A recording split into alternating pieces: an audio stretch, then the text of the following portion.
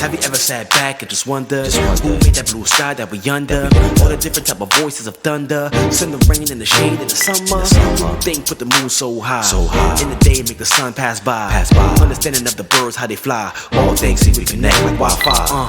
Whoa, wait, stop drinking. Now it's time for you to start thinking. All praise the Most High, not Satan. Glory and honor to Him, so stop hating. When we connect the dots, you see clearly. Have the faith and search diligently. Through Him, all things do consist. Without Him, none of us will exist. What?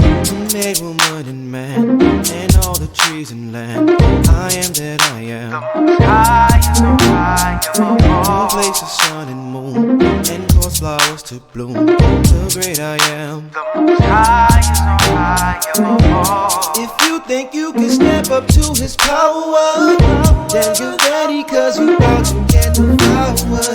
All things are in His hands, moving at His command.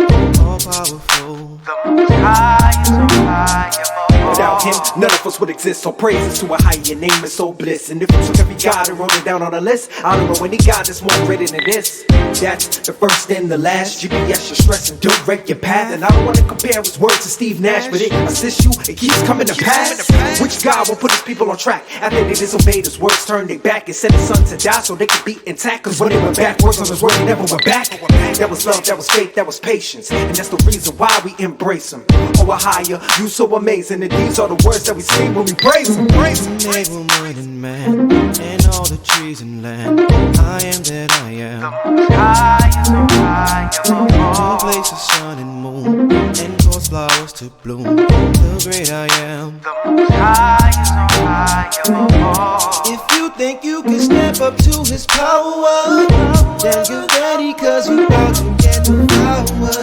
All things are in His hands, moving at His command. All powerful. The Most High is so high When you above. look up in the sky, you ain't gotta wonder why it was made this way. It was all the Most High, and He sent His Son to die, cause the kingdom is a prize. So just dry your eyes, cause I know that sometimes it's hard to survive. Living this life where there is pain in your eyes, but you will get salvation, cause He made all creation. So He made us to survive. Made woman and man, and all the trees and land. I am that I am. The Most High is so high Who above. places sun and moon, and cause flowers to bloom. The great I am. The Most High is so high above. If you think you can step up to His power, then get ready, cause you about to get the power. All things are in His hands, moving at His command. All powerful. The Most High is so high above. Made woman and man, and all the trees and land. I am that I am. The Most High is so high Who above. places sun and moon, and cause flowers to bloom. The great I am. The Most High is so high above. If you think you can step up to His power, then get ready, cause you about to get the power. All things are in His hands, moving at His command. All powerful. The Most High is so high above.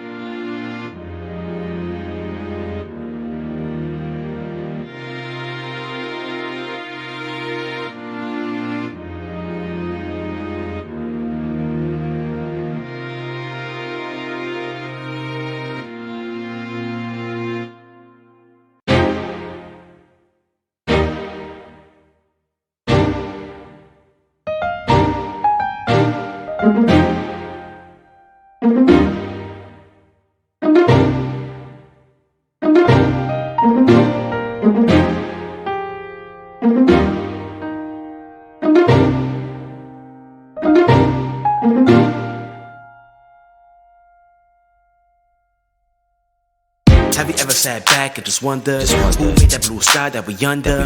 All the different type of voices of thunder, send the rain and the shade in the summer. Who think put the moon so high? In the day make the sun pass by. Understanding of the birds how they fly. All things seem to connect like Wi-Fi. Whoa, wait, stop drinking. Now it's time for you to start thinking. All praise the Most High, not Satan. Glory and honor to Him, so stop hating. When we connect the dots, you see clearly. Have the faith and search diligently. Through Him, all things do consist. Without Him, none of us would exist. What? Made woman and man, and all the trees and land. I am that I am.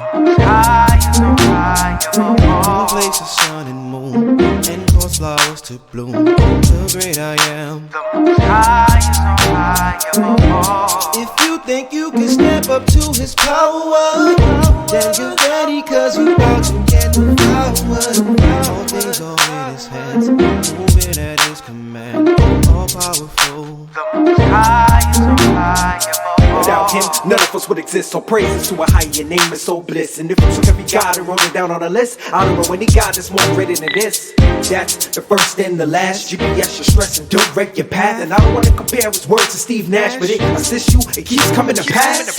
Which God will put His people on track after they disobeyed His words, turned their back and sent His Son to die so they could be intact? Cause when they went backwards on His word, they never went back. That was love, that was faith, that was patience, and that's the reason why we embrace Him. Oh, higher, you so amazing, and these are the words that we sing when we praise Him. Praise Him. Made woman and man, and all the trees and land. I am that I am. High is so high above Who all. places sun and moon, and cause flowers to bloom. The great I am. High is so high above all. If you think you can step up to His power, then get ready, cause you about to get the power. All things are in His hands, moving at His command. All powerful. High is so high When you above look up all. in the sky, you ain't gotta wonder why it was made this way. It was all the Most High, and He sent His Son to die, cause the kingdom is the prize. So just dry your eyes, cause I know that sometimes it's hard to survive. Living this life where there is no.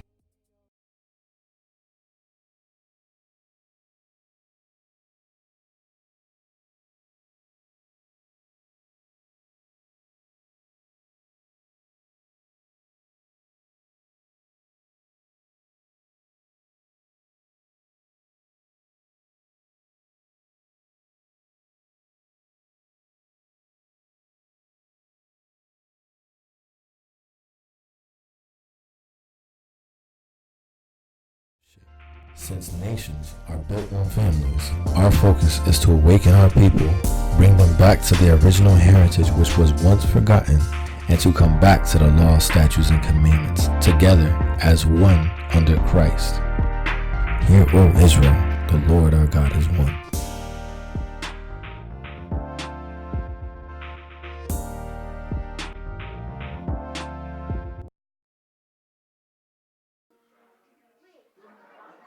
Matter of fact, when do y'all start up the Ten Commandments? Because I don't know where we left off.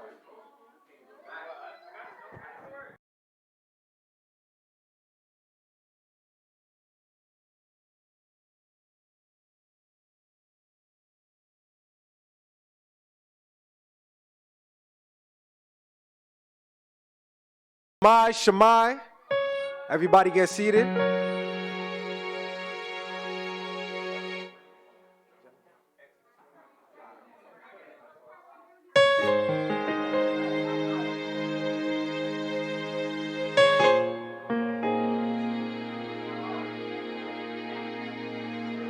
Online right now, everybody.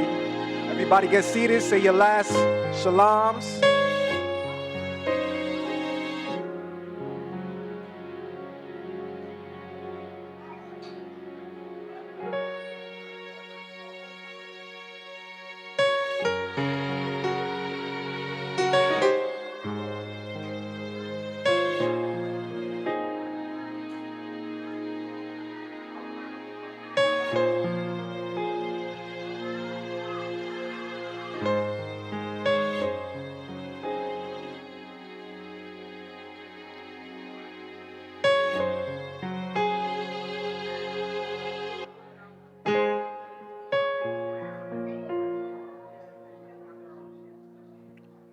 All right, everybody, Shemai.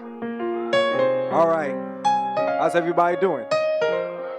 All praise to the Most High. All right, so before we start and we get into the Lord's Prayer, I want everybody to rise. We're just going to sing a quick song real quick. Just to get into the spirit, get into the mood and praise the Most High. Because throughout all the week, this is the day that He has given us to praise Him. Khan? All right, so let's give Him our best praise.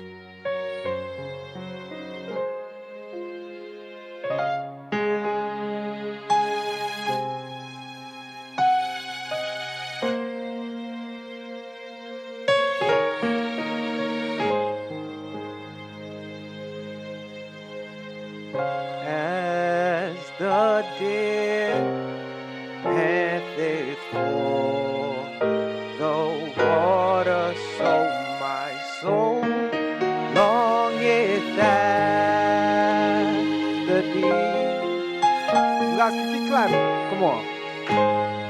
You alone are my heart's desire, and I long to worship thee. As the deer panteth for the water, so my soul longeth after thee. You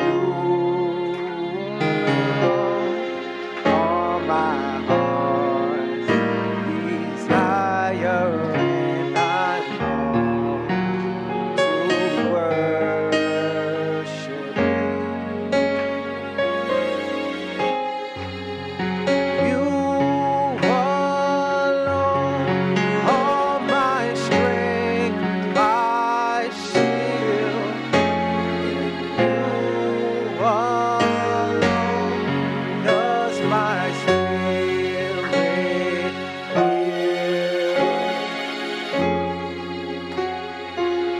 You alone are my heart's desire, and I long to worship thee.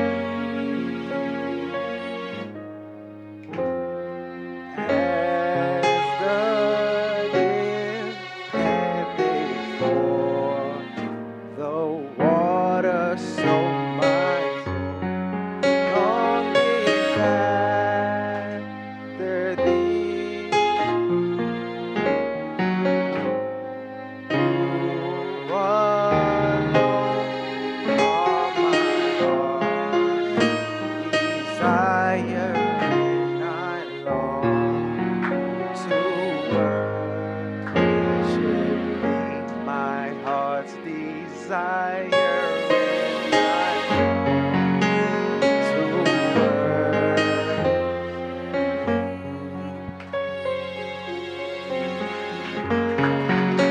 All praise to the Most High, Shem Yeshaya.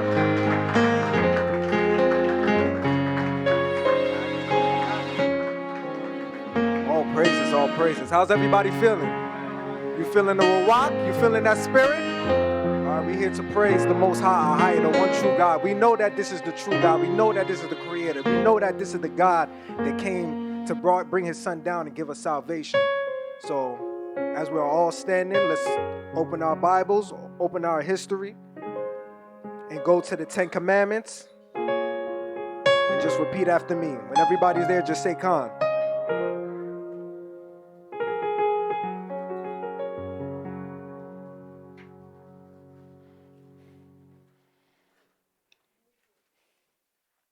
Is everybody there? All praise to the Most High. All right, so everybody repeat after me. It's Exodus chapter 20, verse 1. And the Most High spake all these words, saying, I am the Most High thy power, which have brought thee out of the land of Egypt, out of the house of bondage. Verse 3. Thou shalt have no other gods before me. Thou shalt not make unto thee any graven image, or any likeness of anything that is in the heaven above, or that is in the earth beneath, or that is in the water under the earth. Thou shalt not bow down thyself to them, nor serve them. For the Most High thy power am a jealous power, visiting the iniquities of the fathers upon the children unto the third and fourth generation of them that hate me, and showing mercy unto thousands of them that love me and keep my commandments. Thou shalt not take the name of the Most High Ahia in vain. For the Most High will not hold him guiltless that taketh his name in vain. Remember the Sabbath day. Remember the Sabbath day to keep it holy. 6 days shalt thou labor and do all thy work. But the seventh day is the Sabbath of the Most High thy power. In it thou shalt not do any work, thou, nor thy sons, nor thy daughters, nor thy manservants, nor thy maidservants, nor thy cattle, nor thy stranger that is within thy gates. For in 6 days the Most High made heaven and earth, the sea, and all that in them is, and rested the seventh day. Wherefore the Most High blessed the Sabbath day and hallowed it. Verse 12. Honor thy father and thy mother, that thy days may be long upon the land, which the Most High thy power giveth thee. Thou shalt not murder.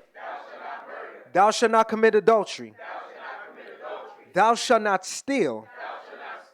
Thou shalt not bear false witness against thy neighbor.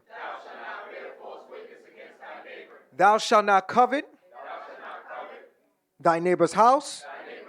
Thou shalt not covet thy neighbor's wife, nor his manservant, nor his maidservant, nor his ox, nor his donkey, nor anything that is thy neighbor's. Amen.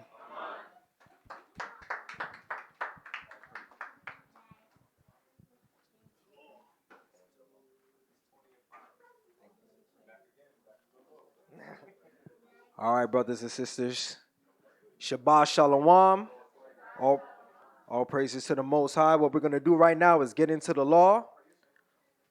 We last left off, if I'm not mistaken, Exodus chapter 20 and 5. So at this moment, we would like all the baptized brothers to come up and each take 7 verses. I'll start them off.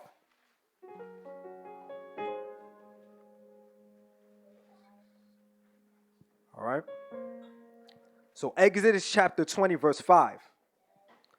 Thou shalt not bow down thyself to them, nor serve them, for I am the Most High Ahia, am a jealous power, visiting the iniquities of the fathers upon the children unto the third and fourth generation of them that hate me, and showing mercy unto thousands of them that love me and keep my commandments. Verse 7. Thou shalt not take the name of the Most High Ahia in vain, for the Most High will not hold him guiltless that taketh his name in vain. Remember the Sabbath day to keep it holy. 6 days shalt thou labor and do all thy work. But the Sabbath day, the seventh day is the Sabbath of the Most High Ahia. In it thou shalt not do any work, thou, nor thy son, nor thy daughter, thy manservant, nor thy maidservant, nor thy cattle, nor thy stranger that is within thy gates. For in 6 days the Most High made heaven and earth, the sea, and all that in them is, and rested the seventh day. Wherefore the Most High blessed the Sabbath day and hallowed it. Last verse. Honor thy father and thy mother, that thy days may be long upon the land which the Most High thy power giveth thee. Amen.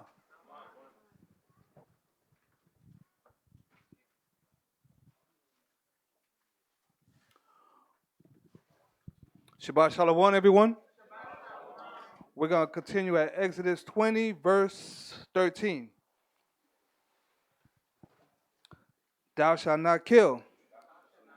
Well, you don't need to repeat. We did that already. Thou shalt not commit adultery. Thou shalt not steal. Thou shalt not bear false witness against thy neighbor. Thou shalt not covet thy neighbor's house. Thou shalt not covet thy neighbor's wife, nor his manservant, nor his maidservant, nor his ox, nor his donkey, nor anything that is thy neighbor. Verse 18. And all the people saw the thundering and the lightnings and the noise of the trumpet and the mountain smoking. And when the people saw it, they removed and stood afar. And they said unto Moses, Speak thou with us, and we will hear. But let not the Most High speak with us, lest we die. And Moses said unto the people, Fear not, for the Most High is to come to prove you, and that his fear may be before your faces, that ye sin not. Last verse 21. And the people stood afar off, and Moses drew near unto the thick darkness where the Most High was. Amen.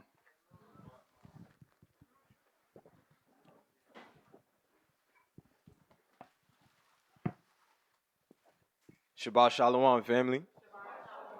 Brother Casey, tribe of Benjamin, nation of Israel, picking up in Exodus chapter 20, verse 22. And the Most High said unto Moses, Thus thou shalt say unto the children of Israel, Ye have seen that I have talked with you from heaven. Ye shall not make with me gods of silver, neither shall ye make unto you gods of gold. And an altar of earth thou shalt make unto me, and shalt sacrifice thereon thy burnt offerings and thy peace offerings, thy sheep and thine oxen. In all places where I record my name, I will come unto thee, and I will bless thee. Verse 25. And if thou wilt make me an altar of stone, thou shalt not build it of hewn stone. For if thou lift up the tool upon it, thou hast polluted it. Neither shalt thou go up by the steps unto mine altar, that thy nakedness be not discovered thereon. The book of Exodus, chapter 21, verse 1. Now these are the judgments which thou shalt set before them. Verse 2, and last. If thou buy a Hebrew servant, 6 years he shall serve, and in the 7th he shall go out free for nothing. Amen.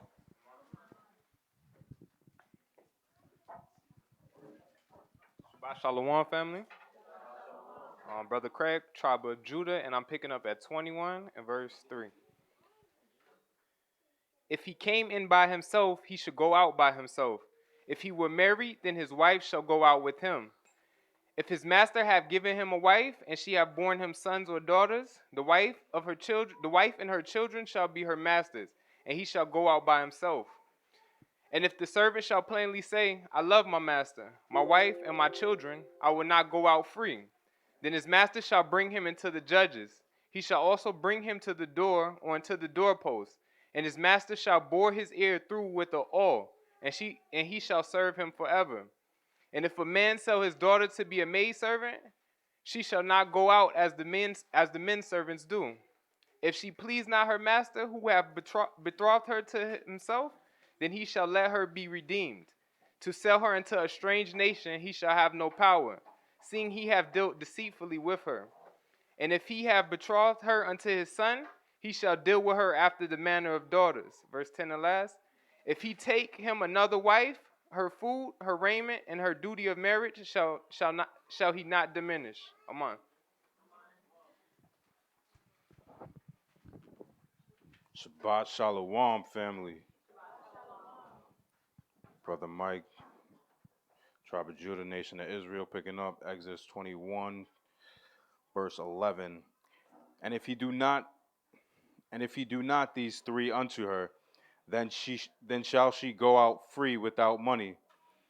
He that smiteth a man so that he die shall be surely put to death. And if a man lie not in wait, but the Most High deliver him into his hand, then I will appoint thee a place whither he shall flee. But if a man come presumptuously upon his neighbor to slay him with guile, thou shalt take him from mine altar, that he may die. And he that smiteth his father or his mother shall be surely put to death. And he that stealeth a man and selleth him, or if he be found in his hand, he shall surely be put to death. 17 and last, and he that curseth his father or his mother shall surely be put to death. Amen. Shabbat Shalom, brothers and sisters. Brother Yashar from the tribe of Benjamin, nation of Israel, picking up in the book of Exodus, chapter 21, verse 18. And if men strive together, and one smite another with a stone, or with his fist, and he die not, but keepeth his bed, if he rise again and walk abroad upon his staff, then shall he that smote him be quit. Only he shall pay for the loss of his time, and shall cause him to be thoroughly healed. And if a man smite his servant, or his maid with a rod, and he die under his hand, he shall surely be punished. Verse 21, notwithstanding, if he continue a day or two, he shall not be punished, for he is his money. Verse 22, if men strive and hurt a woman with a child, so that her fruit depart from her, and yet no mischief follow, he shall surely be punished, according as the woman's husband will lay upon him, and he shall pay as the judges determine. Verse 23, and if any mischief follow, then thou shalt give life for life, eye for an eye, tooth for tooth, hand for hand, foot for foot. Amen.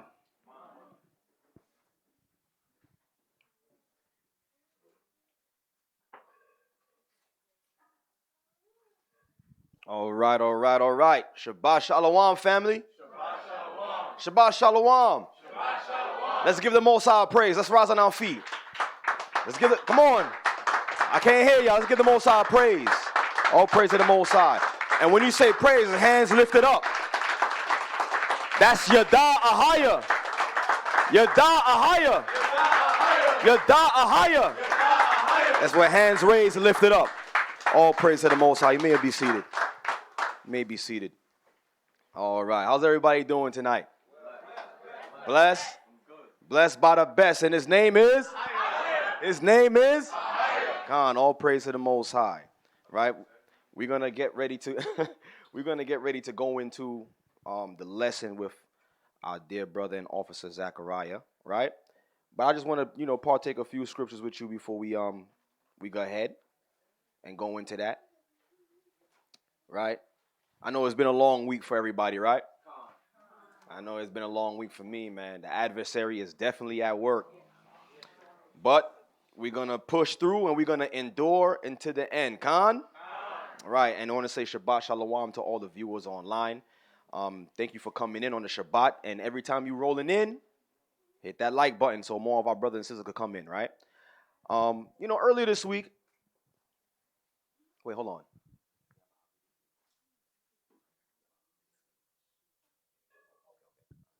Yeah, so, at work, earlier this week. Well, I mean, this is it's been like a weekly thing since the pagan Easter Sunday, right? We was out, a whole bunch of us brothers. We was outside in front of the biggest pagan temple in Brooklyn, street preaching, and I ran into while street preaching, I ran into a supervisor at my job, and then he was all suited and booted, getting ready to go up and to get his worship on. Then he seen me. And then so we started conversing because he didn't know because I keep it very, militant at work. So, he seen me, so we started talking. So now from time to time when I see him at work, he wants me to come in a little early so we could, I could talk, so we could talk more, get more information. So every morning I go there, I go like a little bit 5 minutes early just to see if I could drop jewels on him because he seemed like he's eager. So, I'm willing to teach. So this past week we was talking, and the topic of the law came up, Then he said the same thing. And what I find that our people do who don't follow the law, I don't know if you guys could attest to this. That when you say that, well, we got to keep the laws of God, the first thing they say is what? How are we going to keep all these laws? Right? Y'all don't be hearing that? It's just me? All right, so they be like, yo, how are we going to keep all these laws? There's no way we could keep all these laws. You know? We see women, we lust, you know? And yeah, that's the first thing he went into. And he'd be like, you know, a customer comes on and bothers you. Now your spirit is riled up, right? And then I started to think about it. I'm like, yo, the first thing our people do, instead of listening to what the Most High have to say, they make an excuse, right? You took the words right out of my mouth. They make an excuse why they can't keep the law. So I went into my bag, like how the young people say it, and I went into one of my old theories that I always say, well, you know, we keep the laws of this land, right? He was like, yeah, but we have to. And I was like, why? Like, why do we have to? Because we get punished. And I was like, the same thing with the Most High, brother. You know what I'm saying? You keep the laws of the Most High. If you don't keep it, you're going to get punished. So I brought him to this scripture where I showed him that when Christ said, what was the new commandment that Christ gave us? To love one another. That's the new command that Christ gave us, right? So I took him there, right? And then I said, how was this fulfilled? He was like, it's just love, brother. So I just had to expound him a little bit more before my time ran out. So I took him to Hebrews 13. Go there real quick. And then we'll just read this. And then I'll yield.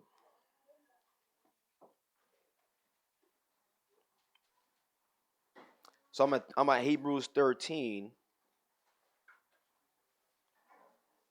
I'm sorry. Not Hebrews. I'm at Romans 13. Excuse me. I'm at Romans 13.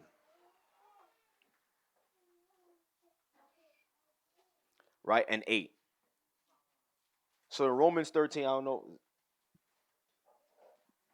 You want to read? All right. Just read it real quick. So I had to show him how that law was fulfilled. And brothers and sisters, we got to be up on this, because the first thing, you know, a Christian will pull you to is that love theory. You know, it's all about love now. And we don't got to keep these other things. But he's missing the key point of what Christ said when he said, love your neighbor as you love yourself. Right? Understanding that the laws was given to what? A community, a nation of people. So without a nation, without laws, you don't have a nation. You don't have a community, and you won't have eventually what's called love. Right? So Romans 13 and 8 real quick. It's the book of Romans, chapter 13, verse 8. Yeah. Owe no man anything. Owe no man anything that what? But to love one another. But to love one another. Then he tried to stop me right here. You see? That's it, brother. I was like, nah, keep reading. For he that loveth another hath fulfilled the law. So he said, he that loveth another fulfilleth the law. How? Go ahead. Verse 9. Verse 9. Yeah. For this, thou shalt not commit adultery. See that? Go ahead. Thou shalt not kill. Thou shalt not steal. Thou shalt not bear false witness. Thou shalt not covet. If there be any other commandment, it is briefly comprehended in this saying, namely, thou shalt love thy neighbor as thyself. So I took him here to show him how Paul actually expounded on what Christ was talking about. And I had to explain to him, like, yo, if you have love for your brother or your sister, it's going to prevent you from breaking these commandments against your brother and sister. Understanding that we were a community of people. And then I had to show him, like, you see our communities. Now you understand why our communities is without law. So-called black on black crime, drugs, you know, homosexuality, prostitution, all this stuff in our neighborhoods. Because of what? The lack of love. So then I took him there to show him, you know, that yes, we try to keep the laws as best as we can. But without love, you ain't never gonna be able to keep the laws of the Most High. So I just wanted to go here because I wanted to share that with everybody, because like, yo, we gotta continue to have that love. And as the Most High continues to grow us and to grow the church and more people coming in, we have to show them that love, because they'll come in and automatically know how to where they fit. And where there's no love, we'll be able to see what's going on there. You guys getting that? Because as we're building a community, you guys got to understand that. We're building a community. We're building a nation. So if the only way to build a nation is through laws, and Christ said it best, that's the new commandment that we what? So can we exercise that, brothers and sisters? Can we show our people that we do have love? All praises. All right, we're gonna pray in, and we're gonna just pray into tonight's lesson. Oh, forgot to put the fringes on the podium. Brother Yashar gave me the fringes. But yeah, we're gonna stand. We're gonna pray in.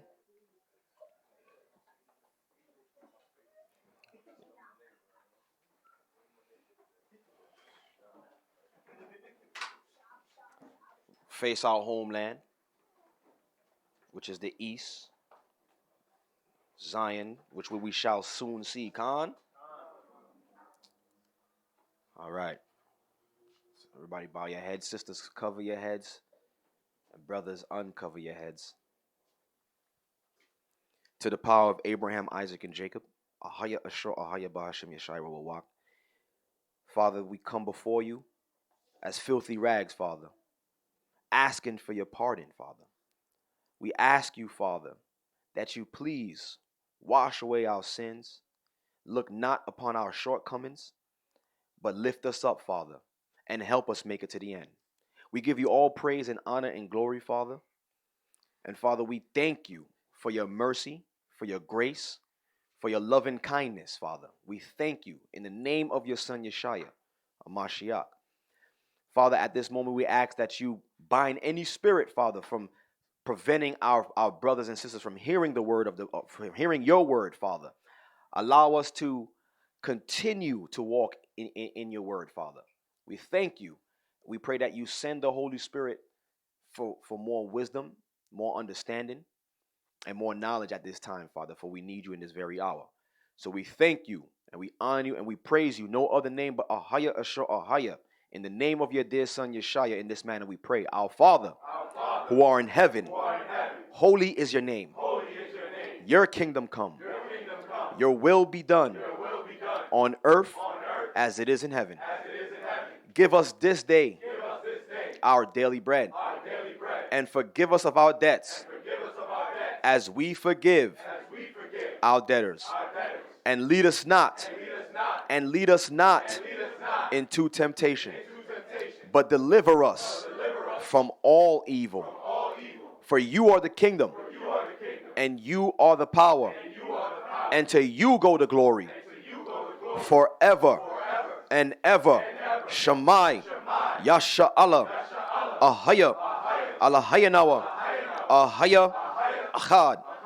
Hear, O Israel, the Lord our God, Ahaya, Ahaya, Ahaya is one. Praise the Most High. And without any further ado, our brother and officer, Zachariah.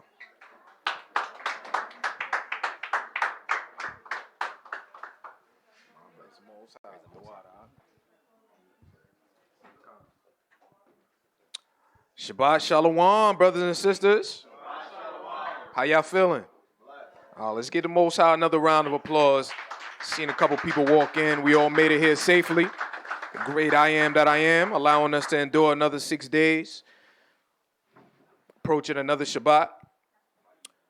So today we're going to go into, I want to get through all 12 of the patriarchs. So we're going to go and touch on another testament, going in order from birth. So we did the firstborn, the secondborn, the thirdborn, right? Reuben, Simeon, Levi. So now we're going to be going into Judah. So tonight's lesson is titled A Message from Our Forefathers. Going specifically into Judah, and give us a brief moment while we get this PowerPoint set up.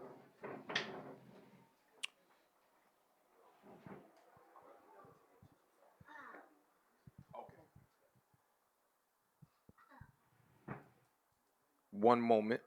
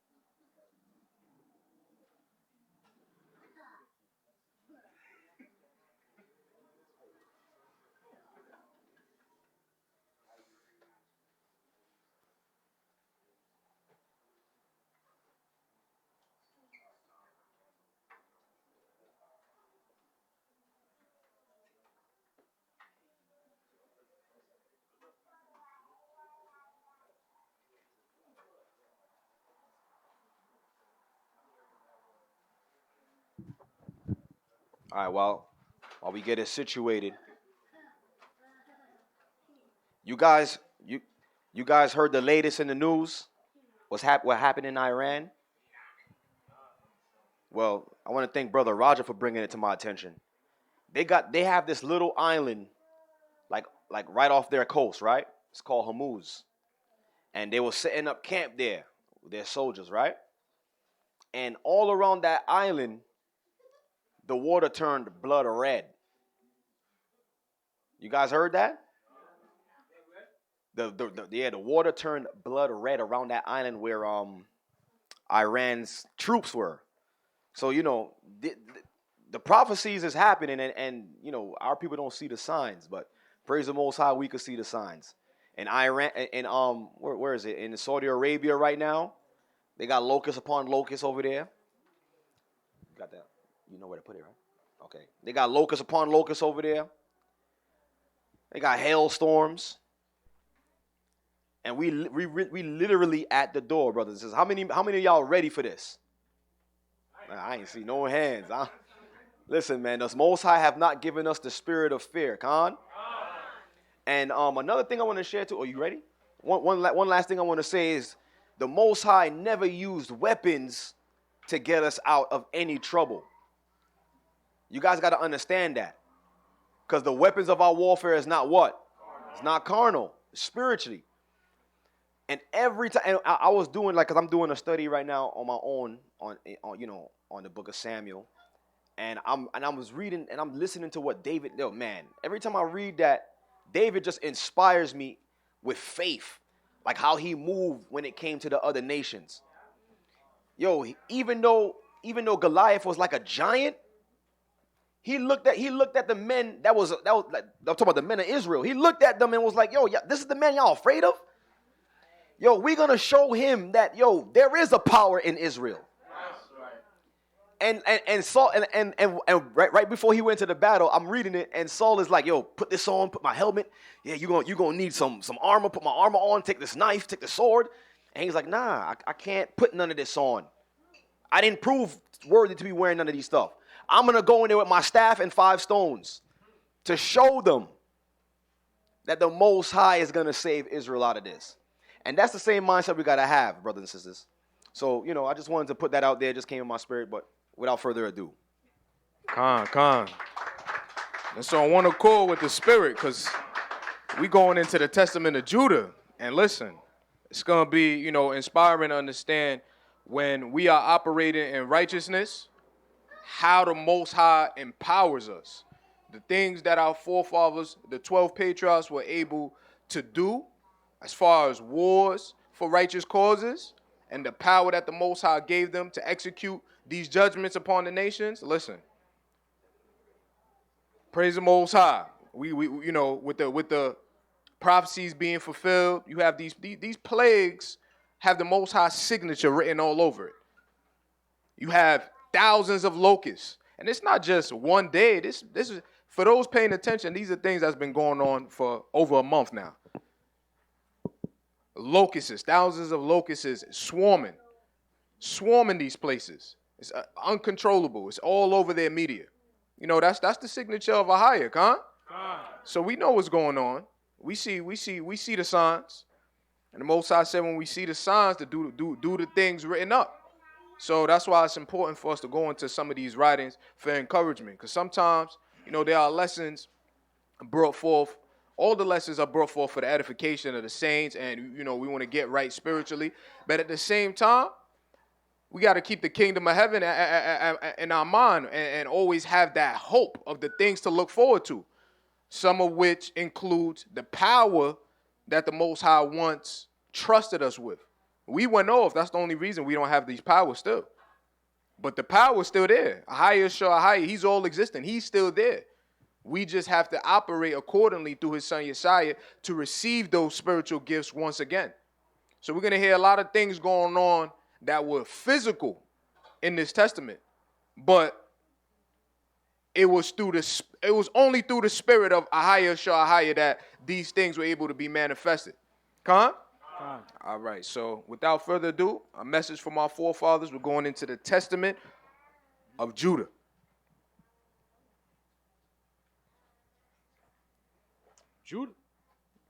Judah. A young lion. It says, the copy of the words of Judah, what things he spake to his sons before he died. They gathered themselves together, therefore, and came to him. And he said to them, hearken, my children, to Judah your father. So for those of you who are not familiar with this writing that we're reading from this record here, similar to what Jacob did in Genesis, the 49th chapter, where he left an understanding to the 12 sons on what will befall them in the last days. The 12 patriarchs did the same, and those records were recorded, right? So we're reading from the testimony that Judah left behind for his sons. Each tribe has one, for those who may not be familiar with what we're reading from. And it's pretty much a basis on understanding who we are, the struggles that we may have within our tribes, the strengths, things to look out for. The tribes, they're warning the sons of their seed, the sons of their lineage, of things that they went through. And it's important to understand the strengths and weaknesses of your particular tribe for your own good and as well as your neighbor. Because we, like Hazak said earlier, we got to love our neighbor like Christ loved the church, Khan. So in order for you to love your neighbor in totality, you want to know about your neighbor. Your neighbor is Judah. You want to know their strengths. You want to know their weaknesses, because it's a body of Christ. And the lesson that I covered in Ephesians 4, where it covers every piece of the body being fitly joined together, that's only going to be possible if we know one another. So if you know the weaknesses of your brethren, you could bring something to the table and strengthen them. And your weakness, another a fellow tribe person from another tribe may bring to the table to help you out. Huh? All right, so let's continue. Verse number 3. I was the fourth son born to my father Jacob. And Leah, my mother, named me Judah, saying, I give thanks to the Lord, because he hath given me a fourth son. Also, I was swift in my youth, and obedient to my father in everything. And I honored my mother and my mother's sister. And it came to pass, when I became a man, that my father blessed me, saying, Thou shalt be a king, prospering in all things. And the Most High showed me favor in all my works, both in the field and in the house. Con, so let's take a note to the little keen details here. Judah said he was swift, and he obeyed his parents, whatever they told him. Followed by what? His father blessing him with a kingship. So this is something that's all manifested through the Most High, of course, putting the spirit on his father to bless him with that through his obedience, right? Let's keep reading. Verse 8. I know that I raced a hind and caught it, and prepared the meat for my father, and he did eat. And the roes I used to master in the chase, and overtake all that was in the plains. A wild mare I overtook, and caught it and tamed it. I slew a lion and plucked a kid out of its mouth. So this is going on. This seems like normal things. He's, probably barefoot from what I could imagine, running after lions and deers and catching them and killing them with his hands. Right? Read. Verse 12. I took a bear by its paw and hurled it down the cliff. He took a bear by the paw and hurled it off a cliff. These are things that it will seem like a fairy tale. But this is why the ideas for these fairy tales, these X-Men, the superheroes, this is where it comes from. It's inspired by the writings of our forefathers. They looked at it as powers, and they call it powers. Check that out. Heroes have powers, right? Who's our power? A higher, exactly. So the truth is right in our face. Right? Let's continue. I took a bear by its paw and hurled it down the cliff, and it was crushed. I outran the wild boar, and seizing it as I ran, I tore it in sunder. He tore it in half. A wild boar. That means he took one arm of the boar and another arm and then ripped it in half. That's incredible strength. Because like I said, it will seem like a fairy tale, right? But this is the power that the Most High blessed us with, right? Read. 14. A leopard in Hebron leaped upon my dog, and I caught it by the tail and hurled it on the rocks, and it was broken in twain. So again, a leopard now. All these animals are getting ripped in twain. Judah's just walking around. Any animal out of line is getting it. And it was interesting that he had a pet dog. It was interesting. I don't know if people caught that. Because people wonder about like dogs and stuff. Judah had a dog. Right? Next slide. Verse 15. Jacob the giant slayer. I found a wild ox feeding in the fields and seizing it by the horns and whirling it round and stunning it. I cast it from me and slew it. And when the two kings of the Canaanites came sheathed in armor against our flocks and much people with them, single-handed I rushed upon the king of Hazor and smote him in the greaves and dragged him down. And so I slew him and the other, the king of Tappuah. As he sat upon his horse, I slew, and so I scattered all his people. So this is going on. This is when the sons of Jacob are making a name for themselves. The animals, they already have a name in the animal kingdom. Judah gave them a name, right? So now the kings, the name is being established through the nations. Judah's going around, and this is just Judah. It's not mentioned in the other 11. This is what he's doing. Just to imagine him along with the other 11 taking on hundreds of people that are part of armies, thousands sometimes. You know, and these wars are recorded in the book of Jasher. You know, you could check that out when you get a chance, right? But ultimately, again, these are things to look forward to, because the things we read in here, it seemed like something. But guess what? In comparison to what's going to go on in the kingdom, these are nothing. So this is all to increase hope when we read these writings, to understand that once our power is with us, once he's behind us, listen, Most High don't give the spirit of fear.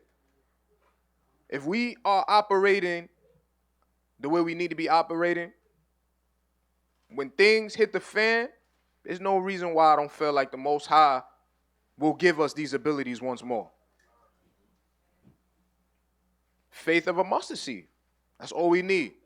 He said we will move a mountain. You think that's figuratively? You hear what Judah's doing? He said faith of a mustard seed. The patriarchs knew what the Most High could do. It's time for us to know what he could do. Read. Verse 18. Achor, the king, a man of giant stature, I found hurling javelins before and behind as he sat on horseback. And I took up a stone of 60 pounds weight and hurled it and smote his horse and killed it. And I fought with this other for 2 hours. And I clave his shield in twain. And I chopped off his feet and killed him. Yeah, Judah was a violent man, right? You see, you see some of the gang violence going on. You see where it stems from mentally. Brothers doing a lot, right? Come on. Verse 20. And as I was stripping off his breastplate, behold, 9 men, his companions, began to fight with me. And I wound my garment on my hand, and I slung stones at them, and killed 4 of them, and the rest fled. That's in the blessings, man. It said, you know, they should come at you and flee 7 different ways, right? Read. Verse number 22. And Jacob my father slew Belasath, king of all kings, a giant in strength. That was a Nephilim. Right? Read. 12 cubits high. Come on. And fear fell upon them, and they ceased warring against us. Because the Canaanites were always warring with Israel. Always warring. Because a lot of them were giants. So it's like, with that comes a sense of pride. You see the size difference. You know, they can't do anything to us. This is what was going on. They felt we were smaller people in stature, but they didn't understand our spirit. The spirit that we were operating in was the one that came from the heavens. So it was different. So when the Most High allowed his power, not our power, because Israel don't have the power. It's the Most High's power, right? Allowed us to show his power to them. Now they began to fear, right? And that's that same fear that the nations tremble of today and why they persecute us. Because they have the records and they know it's all factual. And the last thing they want is for us to be righteous, serving our power, and he gives us back those powers. That's the last thing they want. That's the last thing they want. Tell you, they seen Malcolm X and you know, other I don't want to go into too many figures, but he's a good figure that I like to look at, riling up our people and bringing them in unification with a spirit to fight. They were scared. They had to take him out because these were spiritual things. They knew he didn't have the truth, but it was only a matter of time. They didn't want to give the Most High a crack in the door, opportunity to give this brother the truth. Because the way they were operating at that time versus now, I always say it, man, it's like, well, everything happens for a reason. But if our men, if this generation were like the men in the 60s, this truth will be on a whole nother level. This truth will be on a whole nother level. So it's important for us to, you know, look into, I mean, when it comes to Malcolm X, he ain't got nothing against Judah. So praise the Most High for these records. We could read and operate in that spirit. Because it seems like he did something, but you know, when you understand the power you serve, that's why we have to get into that understanding. That's what will increase our faith. Understanding that the Most High does not give the spirit of fear. We got to know who we serve. How are we afraid when we serve the person who created the universe? It's a logical thing. We got to start, you know, thinking. It's like, listen, I serve the power that created the universe. What do I have to fear? A piece of paper or something in a computer or lights in my rear view. These are not things to fear. These are not things to fear, right? And the patriarchs understood this. They understood this. When you go into the book of Joshua, even, you know, some examples in the scriptures where some of our forefathers, they understood their power. They understood the power of a higher. That nothing on this earth stood a chance. Not one. The gospel says all dominion was given in heaven and earth to who? Yeshaya. To who? Yeshaya. So Hamashiach, we serving him, we serving the Most High through him. We gotta exercise that same faith, understanding that power resides in us too. We just didn't unlock it yet.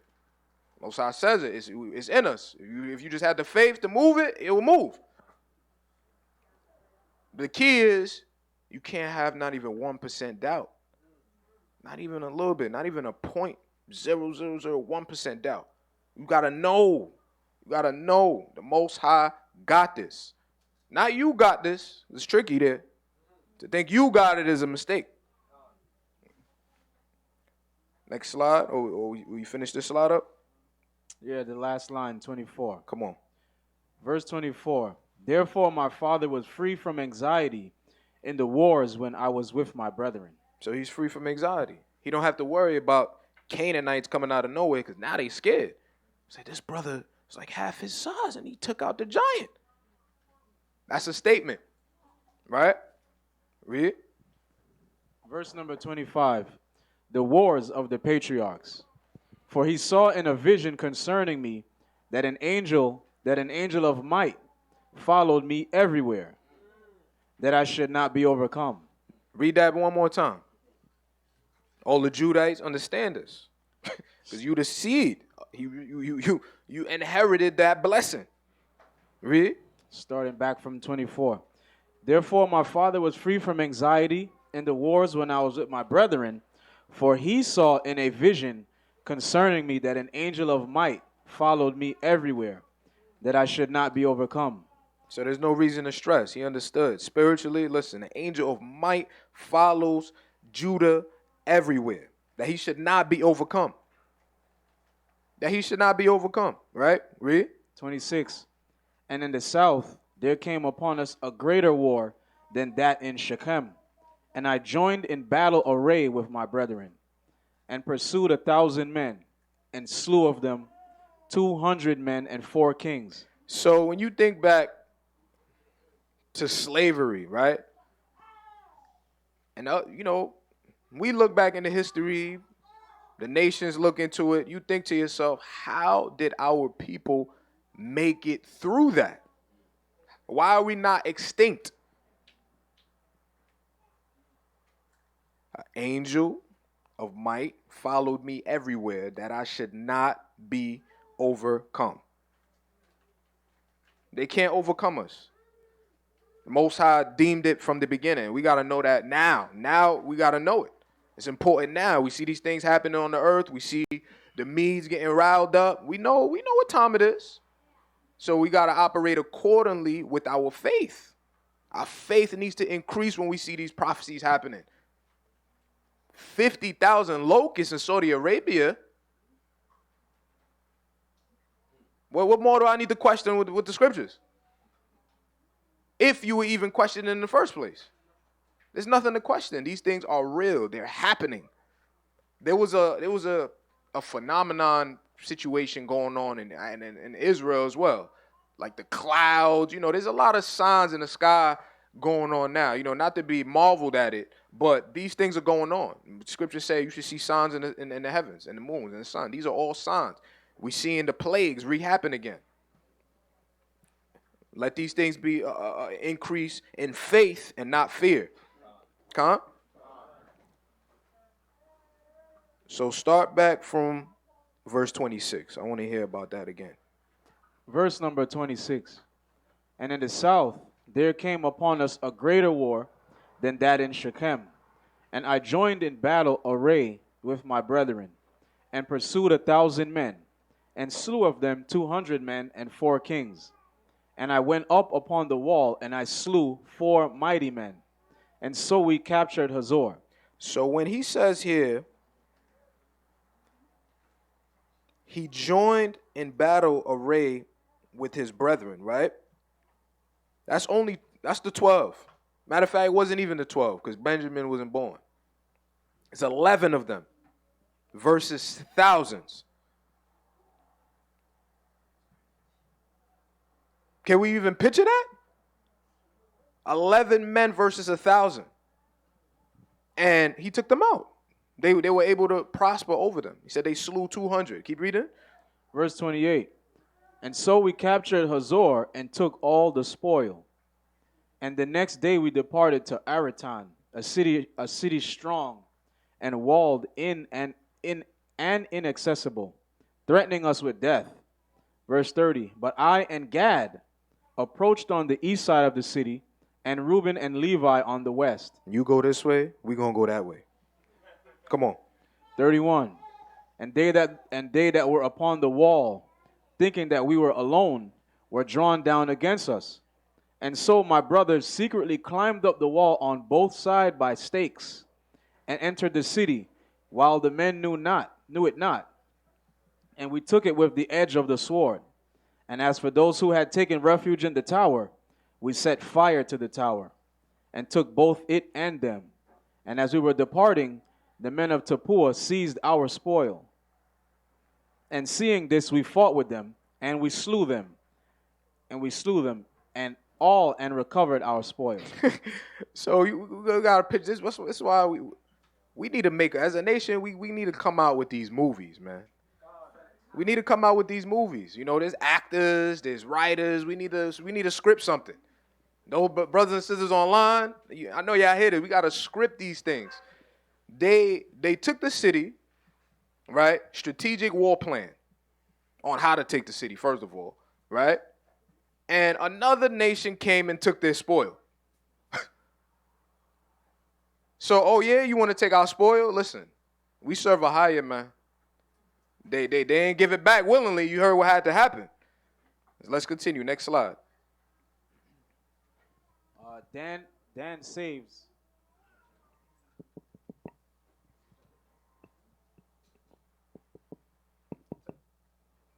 Testing. Push the back of it. 1, 2. We're good. Push the back.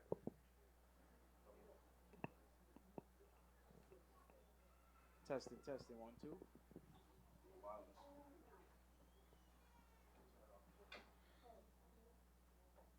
Testing.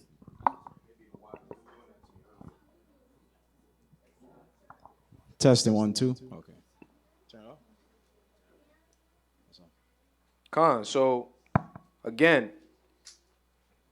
we gotta picture these things because it's like we can't just think that these things are fairy tale. The only difference between them then and us now is that they were obedient to the Most High and had faith.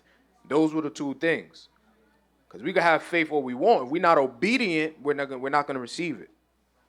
So we have to be within the righteousness of the Most High in His eyes, within our heart and everything, and have that same faith. But it's possible. All things are possible through Yeshua. We read in these records, and we know all things are possible through Yeshua. We got to understand that these things are not false. These things are not fake. And the possibility of it happening is very likely in our righteousness. Let's continue reading. Dan saves Judah's life. Verse 37. And when I was at the waters of Kezeba, the men of Jobel came against us to battle, and we fought with them and routed them.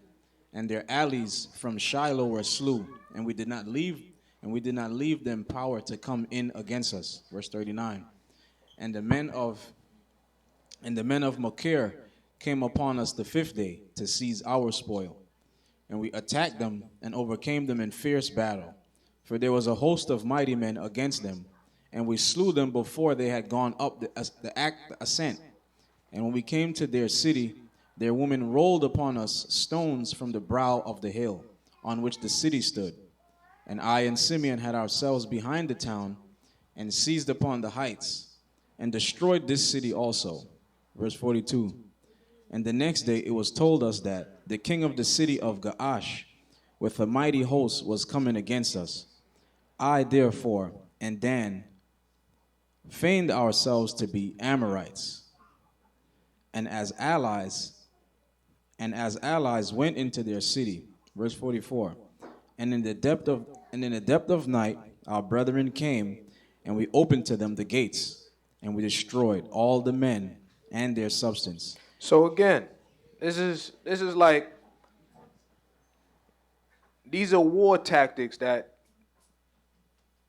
the nations took from us generation after generation. They operated pretty much like spies. Or you don't even have to say spies. They were disguised as Amorites. Went into this city like, we're one of you. When the city went down, everybody went to bed, opened up the gates for the other, 8 brothers? 9 brothers, excuse me, right? And they took that city as well. Keep reading. And we took for a prey all that was theirs. And their 3 walls we cast down. Verse number 45. And we drew near to Tamna, where was all the substances of the hostile kings. Then being insulted by them, I was therefore wroth, and rushed against them to the summit. And they kept slinging against me stones and darts. And had not Dan, my brother, aided me, they would have slain me. Verse 48. We came upon them, therefore with wrath.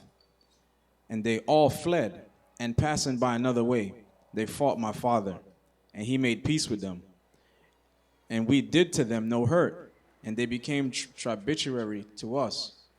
And we restored to them their spoil. Verse Yes, 50. so we got to understand that all these things were in righteousness, that these nations all had the opportunity to submit, but chose not to. So this is why they had to be slain.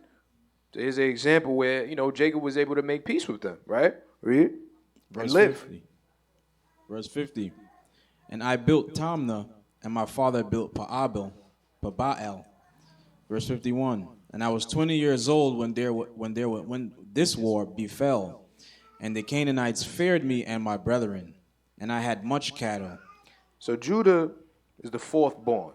He's 20. Yeah. So the patriarchs were just a bunch of teenagers taking over cities. A bunch of teenagers taking over cities. My son likes a couple teenagers taking over cities too. They're turtles. You know what I'm saying? It's crazy. Let's read. Verse 53. And when I went to him, I saw Parasba, king of Adullam, and he spake unto us, and he made us a feast. And when I was heated, he gave me his daughter, Bathshua, to wife. Verse 54. She bare me and Onan, and Shelah, and two of them the Lord smote, for Shelah lived, and his children are ye. Okay, so what's wrong with this picture here? If anybody caught it, what did Judah do wrong here? Married a Canaanite. Exactly. So we was never supposed to do so. So he's gonna end up explaining after he realized where he went off, the details of how it happened. But praise the Most High, we caught that. Yeah, he married a Canaanite. It's like, what? Wait, what? And they had children, but the Most High took two of them away. So it said, Shelah lived. He says, and his children are ye. So his lineage came down from that child. The other two died, right? So let's continue. Next slide. Chapter 2, the death of Esau. Verse 1. And 18 years my father abode in peace with his brother Esau, and his sons with us. After that we came from Mesopotamia, from Laban. And when 18 years were fulfilled in the 40th year of my life, Esau, the brother of my father, came upon us with a mighty and strong people. Verse 3. And Jacob smote Esau with an arrow, and he was taken up, wounded on Mount Seir, and as he went, he died at Ananiram. Verse 4. And we pursued after the sons of Esau. Now they had a city with walls of iron and gates of brass, and we could not enter into it. And we encamped around and besieged it. Verse 6. And when they opened not to us in 20 days, I set up a ladder in the sight of all, and with all my shield upon my head I went up, sustaining the assault of the stones, upwards of 3 talents weight. And I slew 4 of their mighty men. So this is Judah, they stayed outside the city, tried to besiege them for what it said, 20 days. Judah got fed up, said, you know what? I'm going in. So he shielded himself, and he put a ladder, broad day, everybody could see him. And they're trying to stone him. So it says he's pretty much enduring them throwing those stones at him. Makes it past all of that persecution, and was able to slay these brothers that were protecting that particular wall. Right? Let's continue. Verse 7. And in Reuben and Gad slew 6 others.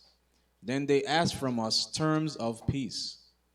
And having taken counsel with our father, we received them as tributaries. Verse 9. And they gave us 500 cores of wheat, 500 baths of oil, 500 measures of wine, until the famine when we went down into Egypt. So they didn't want any problems. They see a couple things like happen that they never seen happen before. At that time, everybody was pretty much spiritual. So when they saw things going on that didn't add up, they understood immediately, oh, their God is with them. So they stood down. That was well known back then. Oh, their God is with them. Now, in modern days, people are not really spiritually minded. When they see certain things, they don't know what the explanation is. But we got to get back to that, right? Let's read. Oh, yeah. Blaming witchcraft and science, philosophizing. Listen. It is what it is, right? Read. Chapter 2, verse 10. The wickedness of Judah's son. And after these things, my son took to wife Tamar from Mesopotamia, a daughter of Aram. Verse 11. Now was wicked, and he was in need concerning Tamar, because she was not of the land of Canaan. Verse 12. And on the 3rd night, an angel of the Lord smote him, and he had not known her according to the evil craftiness of his mother. Okay, so what's going on here? Let's paint this picture. the son of the Canaanite woman, right, marries a wife, right, who is not from the land of Canaan, and through the craftiness of his mother, she talked him into not laying with this sister. That's what he said. He didn't know her, right? Read that last verse one more time. Verse 13. And he had not known her. He had not known her. According to our writings, that means he didn't lay with her, right? He had not known her. Read. According to the evil craftiness of his mother. Come on. For he did not wish to have children by her. Continue. Verse 14. In the days of the wedding feast, I gave Onan to her in marriage. And he also in wickedness knew her not. Okay, so he tried to give another son to this sister. And I guess the mother got in his ear as well. So he was refusing to lay with her also. Let's read. And he also in wickedness knew her not, though he spent with her a year. Verse 15. And when I threatened him, he went in unto her. But he spilled the seed on the ground, according to the command of his mother. And he also died through wickedness. So Most High told us to be fruitful, multiply, and in this situation, Judah is trying to extend his lineage. You know, trying to marry his sons in righteousness, right? And the Canaanite woman is whispering in the son's ear. And, you know, when it comes to sons and things of that nature, they got, you know, the mother has their ear. They, you know, a mom say something to you, you're going to listen. You look at the situation of Jacob and Esau.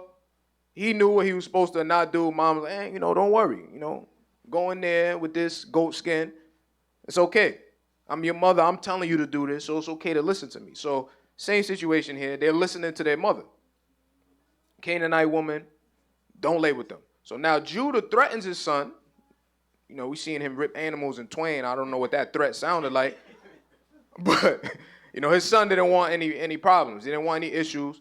He went and he said, you know what? I'm gonna lay with my wife. His mother got in his ears. I understand your father's threatening you, but here's what you do. Lay your seed on the ground so that she doesn't bear you any children, right? And what happened? Ended up dying in their wickedness. Why? Because they were not obeying their father, which is the head of the household. Read. Verse 16. And I wished to give Shelah also to her, but his mother did not permit it, for she wrought evil against Tamar, because she was not the daughters of Canaan, as she also herself was. Verse 17.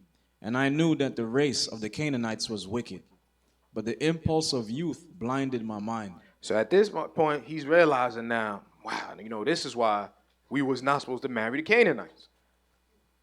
But he said his youth, right, blinded him at the time.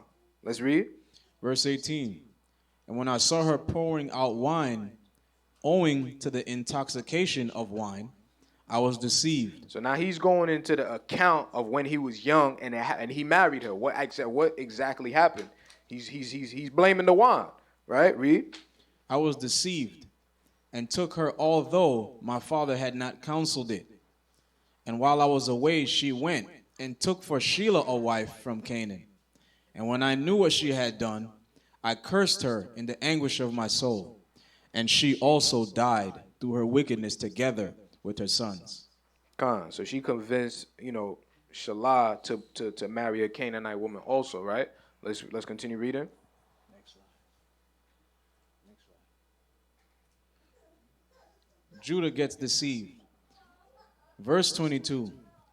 And after these things, while Tamar was a widow, she heard after 2 years, that I was going up to shear my sheep, and adorned herself in bridal array, and sat in the city Enaim by the gate. So this is the sister who both sons were refusing to lay with, right? She heard that Judah was going to shear his sheep, so she adorned herself in bridal array. You can imagine she looked very beautiful, and she sat in the city of Enaim right by the gate. So let's keep reading and see why is that significant. Verse 23. For it was a law of the Amorites that she who was about to marry should sit in fornication 7 days by the gate. Therefore, being drunk with wine, I did not recognize her, and her beauty deceived me through the fashion of her adorning. Verse 25. And I turned aside to her, and she said, Let me go in unto thee. And she said, What wilt thou give me? And I gave her my staff and my girdle and the diadem of my kingdom in pledge. So she beguiled Judah. He thought she was a completely different sister, thought she was beautifully arrayed. He had a little bit of wine. Ends up laying with the sister. The sister says, though, for insurance policy, she said, What will you give me? And she took his staff, his girdle, right? Let's read. Verse 27. And I went in unto her, and she conceived. And not knowing what I had done, I wished to slay her. But she privily sent my pledges and put me to shame. Verse 29. And when I called her, I heard also the secret words which I spoke when lying with her in my drunkenness. And I could not slay her, because it was from the Lord. Verse 30. For so I you said, see what happened? So he wanted to slay her. But through his drunkenness, it was revealed to him like this was his doing. He wanted to lay with her. And he said there were certain things he said to her while they were laying. These was all being revealed back to him. So he understood that the Most High's hand was in this. Like only the Most High could make this happen. So he understood that it was from the Lord, right? Keep reading. Verse 30. For I said, lest happily she did it in subtlety, having received a pledge from another woman. But I came not again near her while I lived, because I had done this abomination in all Israel. Yeah, so it would have been one thing if somebody talked her into doing and she kind of beguiled him in a certain way, but he realized, listen, he was deceived, by his own mind, and he went in unto her, right? Read. Verse 32. Moreover, they who were in the city said there was no harlot in the gate, because she came from another place and sat for a while in the gate. And I thought that no one knew that I had gone into her. And after this, we came into Egypt to Joseph because of the famine. And I was 46 years old, and 73 years lived I in Egypt. So this occurred, and this was the time where they went into Egypt due to the famine, right? Next slide. Chapter 3. Judah warns of the lust and wine. Verse 1.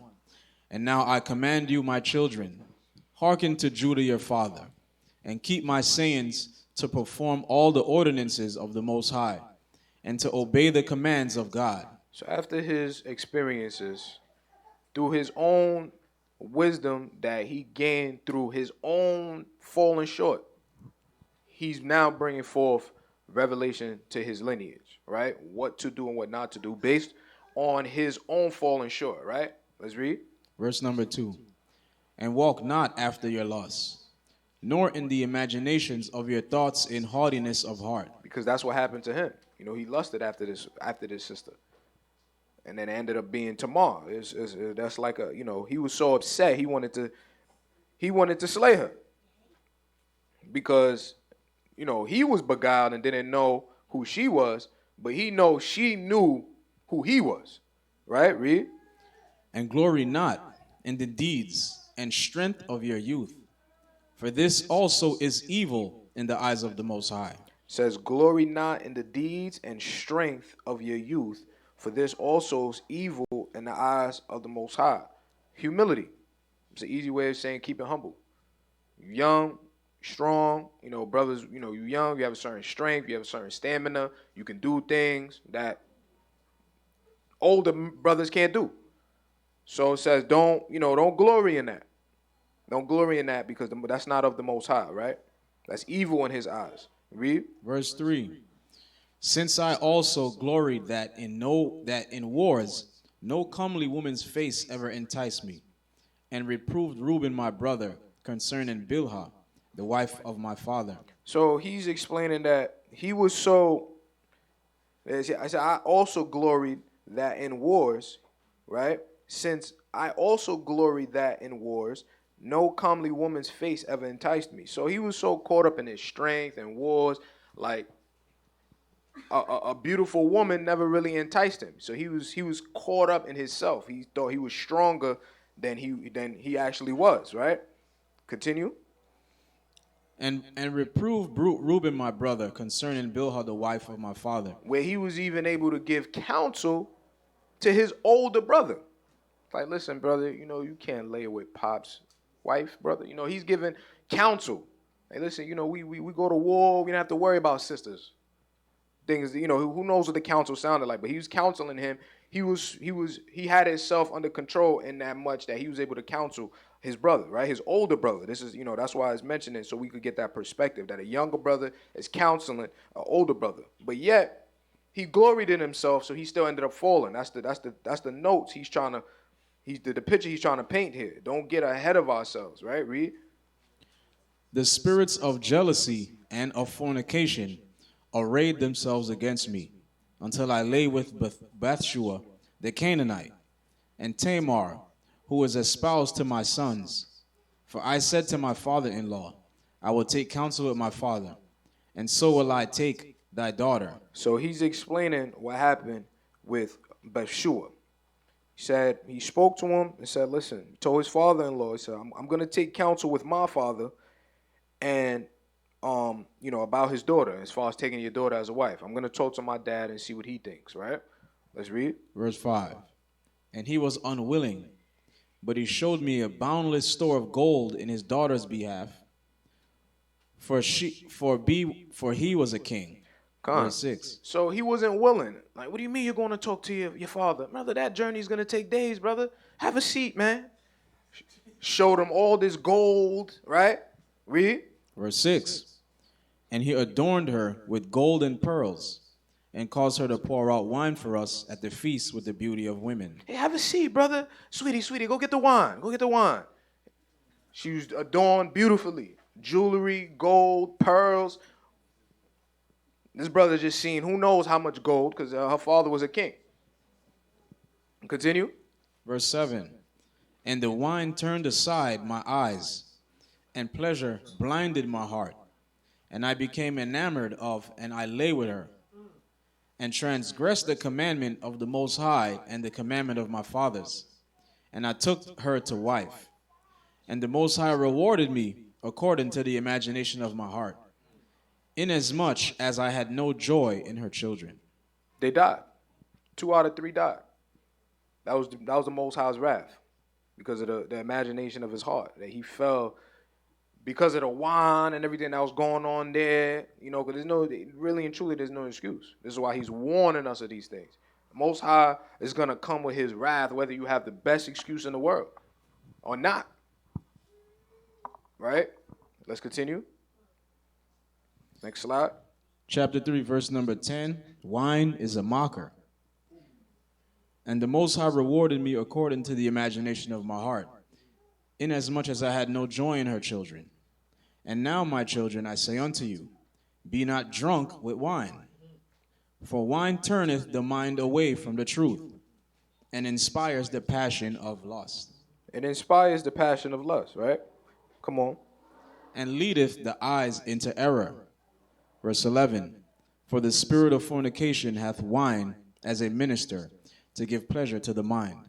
So the spirit of fornication has wine as a minister to give pleasure to the mind. Read.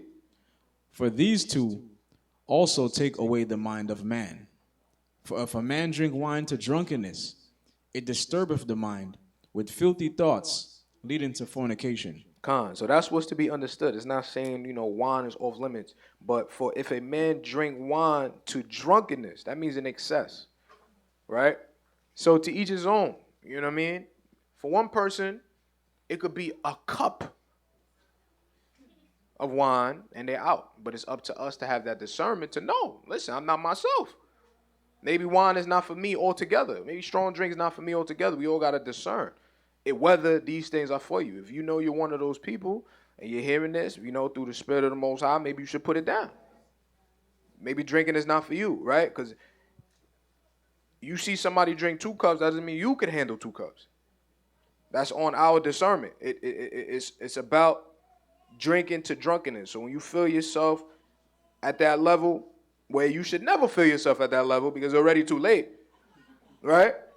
You got to know you want to stay away from that level, right? Continue. Verse number 12. For if a man drink wine to drunkenness, it disturbeth the mind with filthy thoughts, leading to fornication. So the mind is already wicked. You get drunk, it's filling your mind with more filthy thoughts. Read. And heateth the body to carnal union. Heateth the body to carnal union. So you get hot and you want to participate in fornication. That's a direct side effect of wine. Read that again. Verse number 12. For if a man drink wine to drunkenness, it disturbeth the mind with filthy thoughts, leading to fornication, and heateth the body to carnal union. Your body gets heated up to you want to perform a carnal union, right? Read. And if the occasion of the lust be present, he worketh the sin. So in that state of mind, if the opportunity presents itself, you're gonna fall to the sin. Simple as that. If the opportunity presents itself while your spirit is off due to wine, you're gonna fall to the sin. Every time. Right? Read. He worketh the sin and is not ashamed. And he's not ashamed. So you shoulder shrugs right after. Most High forgive me. He said I died for our sins. But that's even, thinking like that is even worse than the action. Read. 13. Such is the inebriated man, my children. For he who is drunken reverenceth no man. Reverence no man. So you don't care. Could have been somebody's spouse. You reverence no man. That includes the Most High. You didn't reverence the Most High when you decided to fornicate, right? Read. Verse 14. For lo, it made me also to err, so that was not ashamed of the multitude in the city. In that, before the eyes of all, I turned aside unto Tamar, and I was wrought a great sin, and I uncovered the covering of my son's shame. After I had drunk wine, I reverenced not the commandment of the Most High, and I took a woman of Canaan to wife. For much discretion needeth the man who drinketh wine. My children, and herein is discretion in drinking wine. A man may drink so long as he preserveth modesty. As long as he preserveth modesty. And like I said, that level is different for somebody else. One glass, somebody's modesty could be out the window versus somebody else. You probably drink a little bit more, but it's up to us to have that discernment. But you should know if it's for you or if it's not for you. Next slide. Verse number 17. But if he go beyond this limit, the spirit of deceit attacketh his mind, and it maketh the drunkard to talk filthily, and to transgress, and not to be ashamed, but even to glory in his shame, and to account himself honorable. Will even glory in his shame. Glory in his shame. And that's what goes on in the world. People get drunk, go to the club, go off, next morning, you ain't gonna believe. Glory in their shame. And say that's honorable. What? You didn't do nothing? Man, you need to stop coming out with us. Stuff like that. All because of the wine. It takes over your mind. And it's speaking of just one time. So imagine the mind state of a person who's a complete drunkard, who drinks morning, afternoon, because there's people like that. They're overtaken by a legion. It's almost, it's sad to witness it. It's sad to witness it, but we see it amongst our people. We see it amongst our people. Both times that Judah made the error, it was under the influence of wine.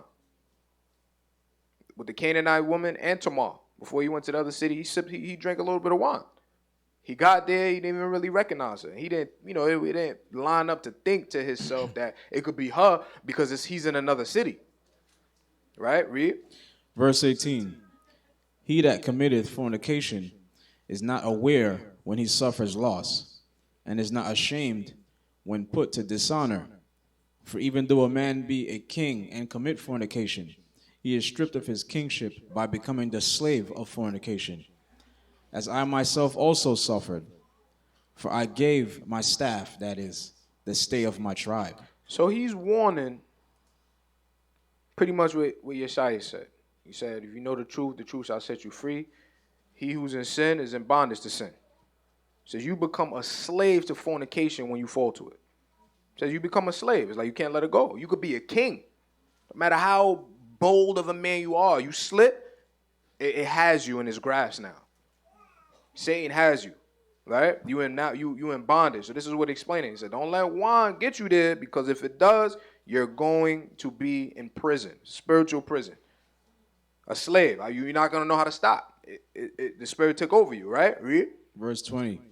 For I gave my staff, that is the stay of my tribe, and my girdle, that is my power, and my diadem, that is the glory of my kingdom. So listen to what this brother did, what he gave away to lie with this sister. The sister said, give me something. He's giving away the blessings of the Most High, the glory. He gave away his staff, his girdle, and his diadem, right? That's the glory of his kingdom. That was supposed to represent Yasharallah. People see that thing, oh, it's Judah. Gave away his girdle, his staff, and his diadem, and his jewels, right? All for that act. Continue.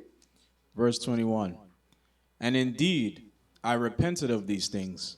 Wine and flesh I eat not until my old age, nor did I behold any joy.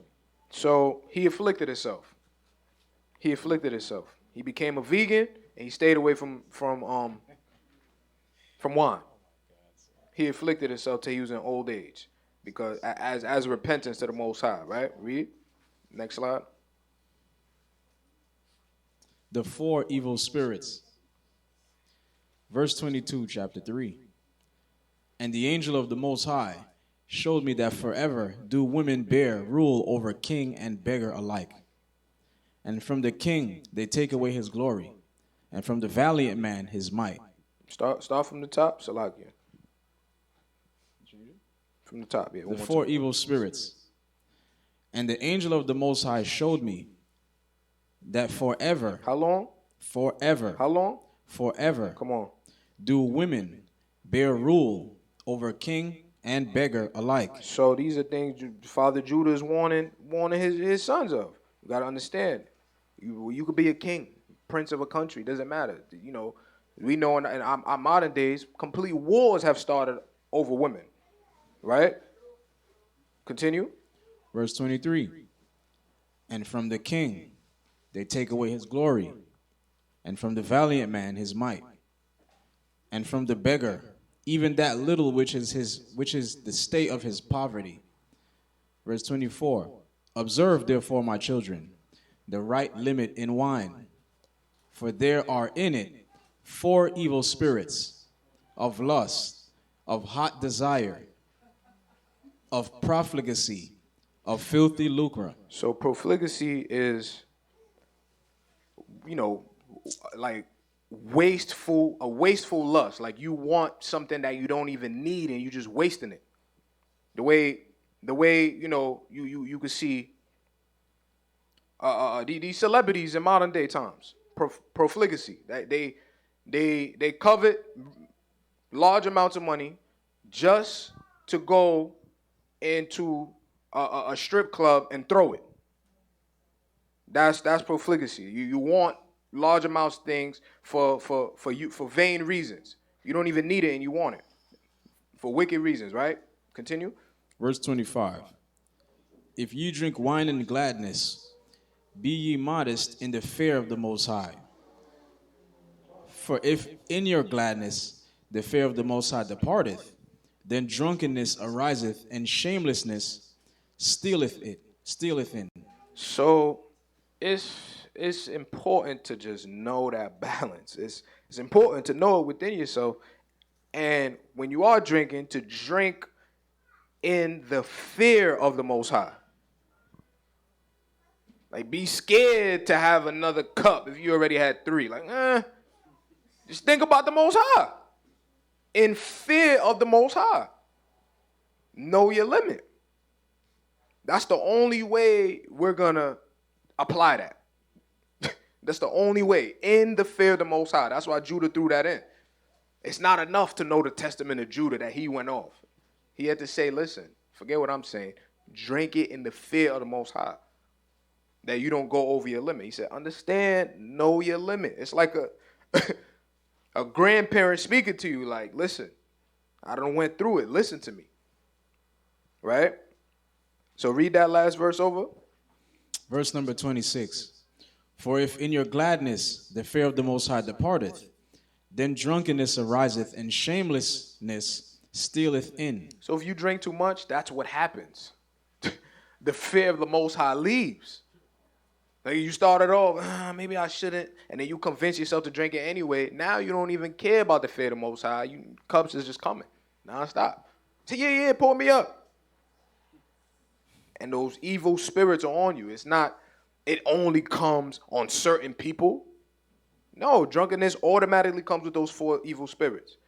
So somebody in that estate automatically is dealing with lust, hot desire, profligacy, and filthy lucre. It's automatic. It doesn't say it happens to only some people if your limit is higher. No. Read. Verse 27. But if ye would live soberly, do not touch wine at all, lest ye sin in words of outrage, and in fightings and slanders. So this is the explanation of what's going on with our people. Lest ye sin in words of outrage. People arguing. Crazy arguments going on. Because if the fight, it didn't stem from sisters, it stemmed because people are drunk. Somebody had a little bit too much to drink. They're being too honest. And it wasn't received well. Right? Could say that, read that verse again. Verse 27. But if ye would live soberly, do not touch wine at all, lest ye sin in words of outrage, and in fightings and slanders, and transgressions of the commandments of the Most High, and ye perish before your time. That's what's going on with the youth. Go partying, go clubbing. Something happened at the club or car accident, something, they don't make it back home. Die in their youth. All due to wine. And you know the enemy had our records because they're like, wow, this is a great weapon against the children of Israel. In their communities, every block, I need a store. Liquor store. You have 4 in the span of a block. Corner, a little bit down the block, cross the street, over there. And they all are prosperous. Mm-hmm. Read. Verse 28. Moreover, wine revealeth the mysteries of the Most High and men, even as I also reveal the commandments of the Most High, and the mysteries of Jacob my father to the Canaanitish women, Bathsheba. So hear this now. He said he spoke too much. He was saying things. It reveals secrets of the Most High and men. So things I shouldn't have been telling this sister, this Canaanite woman, I started telling her. Right? Read. To the Canaanitish woman Bathsheba, which the Most High bade me not to reveal, and wine is a cause of both war and confusion. And confusion. You told me that? I don't remember you telling me that. Nah, you didn't tell me that, brother. What you mean you paid me back already? You didn't pay me back. Brother, I paid you, bro. Remember we was in the club. Confusion. Read. Verse 30. And now I command you, my children, not to love money, nor to gaze upon the beauty of women. So look at all these warning signs for Judah. Look at all these warning signs for Judah. the children who were taken into cargo slave ships into the land of Babylon. Look at the war that's up against our brothers in the land of Babylon, based off what our forefather warned us of. He warned us of women, loving money, gazing on the beauty of women, right? Finish it off. Oh, he starts giving an explanation why. So he warned us against those things. And those are that's the biggest problem within Israel. That's exactly, hip-hop. Money, women, and intoxication. Whether it be drugs or it started off with the liquor. It started off with the strong drink and the wine. These are the things that have people distracted. And those are the number one things as well that keep people away from the Most High. I'm going to come, but, she's not trying to come. See it all the time. All the time. Brother coming to truth has understanding. His girlfriend or wife, whatever you want to call it, right, doesn't want to come, so it hinders them. That's one example.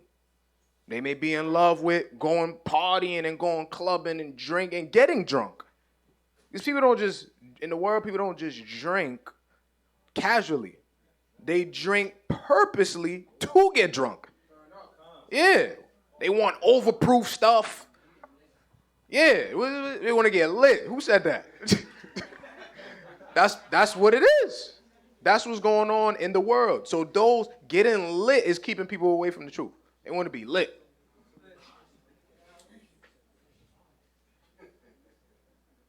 And it's something to talk about. Yo, bro, we was messed up that night. I don't even remember that night, bro. Oh, you couldn't invite me? That's what's going on in the world. So you got to know that the adversary, our enemies, had these records. Our enemies had these records. Because when it says in Psalms 83, crafty counsel, the nations had crafty counsel. They took our records, they took our history, seeing how to make us not become a nation ever again. We're going to make the name of Israel never again. Of course, they can't stop the Most High's prophecy, but you see them try. Liquor store, liquor store, liquor store, club. Places that were clubs, you know what's funny about clubs? It's complete deception, because in the daytime, you could pass a club 1,000,000 times and never know it's a club. Then you go there at night, you're like, this was a club? Deception. And then you start to realize how many of them are in that area. So it's literally liquor store, club. Don't forget fried chicken. Yeah, they keeping us. It's crafty counsel, man. They had our records. They understood. As long as they keep us away from the Most High, that's the goal that they had. We gotta keep these people away from the Most High. So now it becomes the how we keep them away from the Most High. Oh, look here. Judas said he had a problem here with alcohol. Let's fill up their neighborhood with wine everywhere. Oh, women? Okay, we're gonna invent strip clubs. Because, that's a whole lesson in itself, how that became even accepted in society of because it was an outrage at first. People were too spiritual for you to just, bust out, showing people naked women and things of that nature. There was too much morality. So they did it inch by inch. They just come out, women naked. Now, women naked. It didn't start off like that. It started off with, everybody's in long dress. Okay, let's send out a sister with a little bit of a shorter dress. People were outraged in the beginning. Oh, she's not a lady, right? This is how it started. Give a decade, then now, shoulders is showing. Outrage again. It was outrage. Fast forward the scene, they creating magazines now showing this provocativeness. 2019, they walking around with see-through clothes. Nothing under. Completely naked. Forget a covering. Body paint. Completely naked, painted body. Right, you're right, huh? You're right. Under the influence of alcohol too.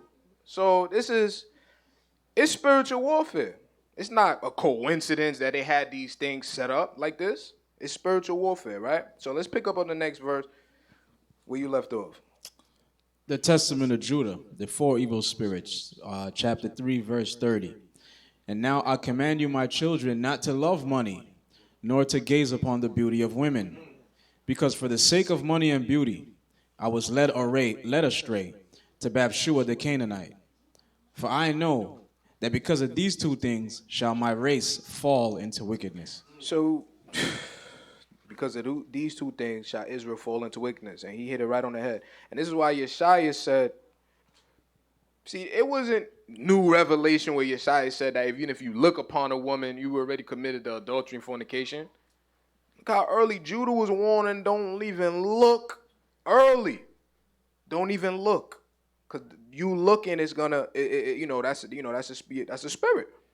You invoking spirits, right? Or you allowing those spirits to overtake your vessel. Read. Verse 32. For even wise men among my sons shall they mar, and shall cause the kingdom of Judah to be diminished. For even wise men. Who's the wisest? Solomon. So this was prophetic. For even wise men among my sons shall they mar. Use a Judite. Read. Shall cause the kingdom of Judah to be diminished. Cause it to be diminished. The kingdom was split behind that. This is all prophecy, right? Read. Which the Most High gave me because of my obedience to my father. So back to the beginning. The whole reason his kingship came, his blessing came, was because of what? Obedience. Obedience. It was that simple. Just listen to Father Ahiah. Listen to Father Jacob. Read. Verse 33. For I never caused grief to Jacob my father. For all things whatsoever he commanded, I did. So whatsoever Ahiah commanded, we got to do. So we can receive those blessings. Read. And Isaac, the father of my father, blessed me to be king in Israel. And Jacob further blessed me in like manner. And I also, that from me, and I know that from me shall the kingdom be established. And I know what evils ye will do in the last days. Beware therefore, my children, of fornication and the love of money, and hearken to Judah your father. 38. For these things withdraw all from the law of the Most High, and blind the inclination of the soul, and teach arrogance, and suffer not a man to have compassion on his neighbor. So, this is the key things here. It's not to say, because people always mix this up. Say money is the root of all evil. That's not even what the scripture says. It says the love of money is the root of all evil. People always miss that part. Always miss that part. So we got to understand that, because if you love it, you end up making it a god, putting it above the Most High, put it in place of the Most High. You letting it dictate what you're doing rather than letting the scriptures and the Most High dictate what you're doing. Right? Everybody's on a different level in their zeal. Some people won't allow anything having to do with money stray them away from the Most High's commandments at all. For different reasons. Others will. Not to say who's right, who's wrong, but just to give an example of understanding, because we're under grace now, so it's different. You know, being that we're in captivity, the laws weren't being meant to be kept in captivity. But just to show that example there, we have to be willing to stand up for the Most High's commandments over, the love of things of the world. Point blank, Con. These things overtook our nation. We were a nation that 11 people could go against 1,000, and don't have to worry about anything. No fear, no worry, not 11 people here. It's 1,000 of them. What we gonna do? Nah, not at all. We gotta have that same mindset now, because visually we're gonna see things. We're gonna start seeing things, and we can't let those things that we see provoke fear in us. Because we haven't seen anything yet. We haven't seen anything yet. They're building walls. They're preparing armies. They're buying weapons. They're buying millions of caskets. They're preparing. They're preparing for something. They ain't happen yet. Walmart's is turning into FEMA camps. It's happening right under our nose. It's like being a pet chicken, in the Caribbean, and you watch all the other chickens get killed. You're next. And you can't figure out that you're about to get killed too. That's what's going on. It's like we have to realize, okay, it's about to happen. The signs everywhere. Trains, there are people filming it for years, for the past decade now. Trains carrying military trucks. And then you have these people discovering fields full of caskets. Millions of caskets. With the holes already prepared for burial. They're preparing for Jacob's trouble, brothers and sisters. Trump building a wall. That wall ain't to keep nobody out. It's to keep us in. So I'm not saying these things to provoke the spirit of fear. But to understand that when these things happen, we have to be prepared spiritually and have a certain level of faith that we fold not. That's not going to be the time to fold. It's easy to stand bold and higher shot higher when nothing's really going on. It's easy to do that. But there's thousands of troops outside with M16s, grenades, and they bulletproof vests. That's when it's time to remember that the weapons of these wars are not carnal. So our weapon is our faith, that hope for the kingdom, those things. That listen, I'm going to do what I have to do. I'm going to fight. I'm going to endure. If I die, so be it. Yeshua going to raise me up again. You got to have a certain faith that we have to get to before these things happen, or when they start happening. Sad to say, people are going to get exposed. They're going to get exposed. So we're not hoping for that. We don't wish for that. But we strive to edify and bring everybody up in the faith that they're able to stand boldly through tribulation and through all these trials. Fine. We're in that time, so we have to prepare. This is all preparation. All of this, all these records that our forefathers left us, it's all preparation for that time. The prophets, the disciples, the apostles, they all wish they was living during this time. And we're the chosen generation to live where we're seeing things that the prophets thought that was going to happen in their time. So let's not take it for granted. Right? All right, let's continue. Verse 39. They rob his soul of all goodness and oppress him with toils and troubles and drive away sleep from him and devour his flesh. So the love of those things, right, this is what it does to you. It causes you to be arrogant or have all this money. You see, perfect example, Floyd Mayweather. That love of money, he's so arrogant. So arrogant. Doesn't care, I do what I want. So what, Gucci's racist, man? You know how much money I got? That's preposterous. That's sad, right? Women as well. You see certain celebrities, what's the brother Hugh Hefner that died? Brother lived his whole life in a mansion with a bunch of women. What is that? That's life? And then you have a doctrine teaching that heaven is what Hugh Hefner lived on earth. Yeah, that's what the Nation of Islam teaches. Yeah. Heaven for them, they get, I don't know how many virgins, but that's what they think it is. Yeah. So that's the easiest way, for those listening, to try to get a brother or sister who's in the Islamic faith into truth. Because it's logically, when you think this is what you're striving for as a man, to get to heaven and lay with a bunch of women, that's what you're striving for. That's what this life is meant for. And it's even worse for the women that are Muslim, because that's what they're striving for. Let's continue reading, man. The four evil spirits continue, chapter 3, verse 40. And he hindereth the sacrifices of the Most High, and he remembereth not the blessings of the Most High.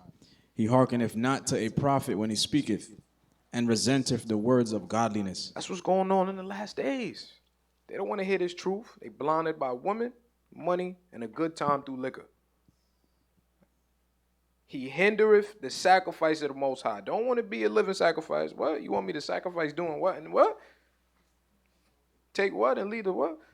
And he remembereth not the blessing of the Most High.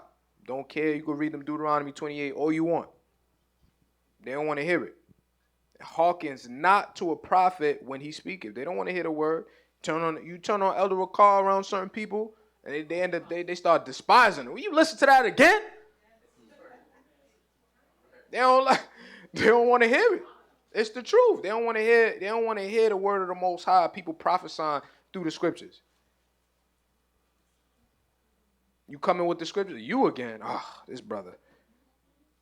Continue reading. Verse 41. For he is a slave to two contrary passions, and cannot obey the Most High. So he's a what? A slave. A slave to two contrary passions. That love of the money, that lust for women and drink. And cannot obey the Most High. It's spiritual. You're in a spiritual bondage to Satan, and you can't obey the Most High. He got you. Satan got you. Read. So this is also an explanation to what's going on to our people. You see what's going on out there? It's a clean and clear explanation. Read. He cannot obey the Most High because they have blinded his soul, and he walketh in the day as in the night.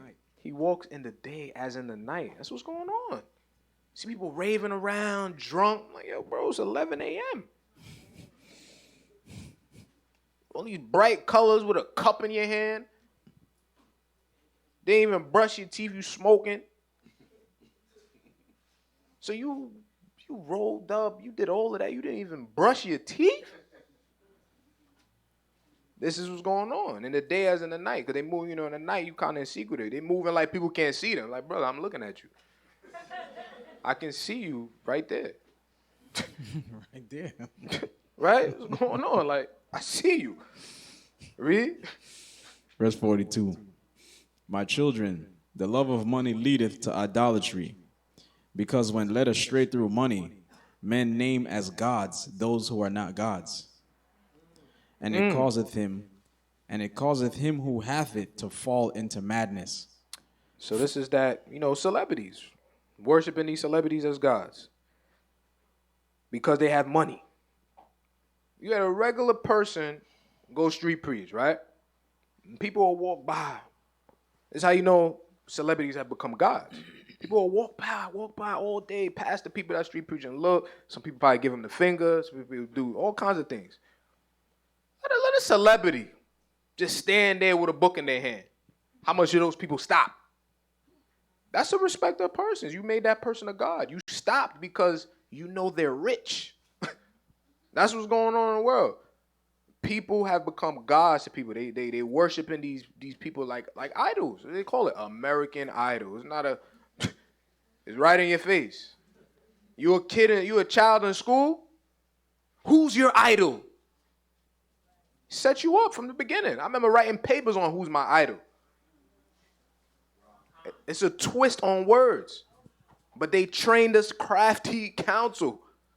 You get older, that's your idol. Michael Jordan, idol. I want to be just like him. That's idolatry. We worshiping them now. So it's the same thing going on now. Nothing new under the sun, right? So he warned us what will happen because of money. These people have become gods to us. Well, not even necessarily to us. Well, I'm repentant. There was a certain time I looked up to certain celebrities and wanted to do what they was doing too. So I could say us. But it's the same thing going on now, right? But let's continue reading. Verse 43. For the sake of money, I lost my children, and had not my repentance and my humiliation and the prayers of my father been accepted, I should have died childless. But the God of my fathers had mercy on me, because I did it in ignorance. So he had mercy and left him with one child, one son out of three. And I didn't even read no mention and tie it in, but for those of you might have caught it, That he's only speaking of the love of money because when it came to, what's the sister's name? But Bashana, Bashua, the Canaanite, what did her father do? He showed him tons of gold. Tons of gold. So he's like sitting there contemplating like, I should go tell dad, but look at all this gold. She's so beautiful. It was a sick concoction that made him fall. Right? Read. 45. And the prince of deceit blinded me, and I sinned as a man and as flesh, being corrupted through sins, and I learned my own weakness while thinking myself invincible. There you go again. So he's dropping the jewels. He thought he was invincible. He said it. You know, you ripping lions and doing twain, throwing bears off of cliffs. You're not even enticed by, beautiful woman everywhere. You don't really care for that moment. He started drinking wine. All of that went out the window. That love for money, it went out the window. The combination of the two, detrimental. And that's we see that those two combinations there is leading our people into the pits, man. You know how much people gonna be being judged, going into torments because of woman and money? I mean, as men. Or I can't even say that because everybody, we living in a sodomite world. So the woman is falling a woman now too. Look at that. And the money. You can't forget the money. That love of the money. They changing their bodies. They on secret pages on the internet doing, harlotry. It's crazy for the love of money.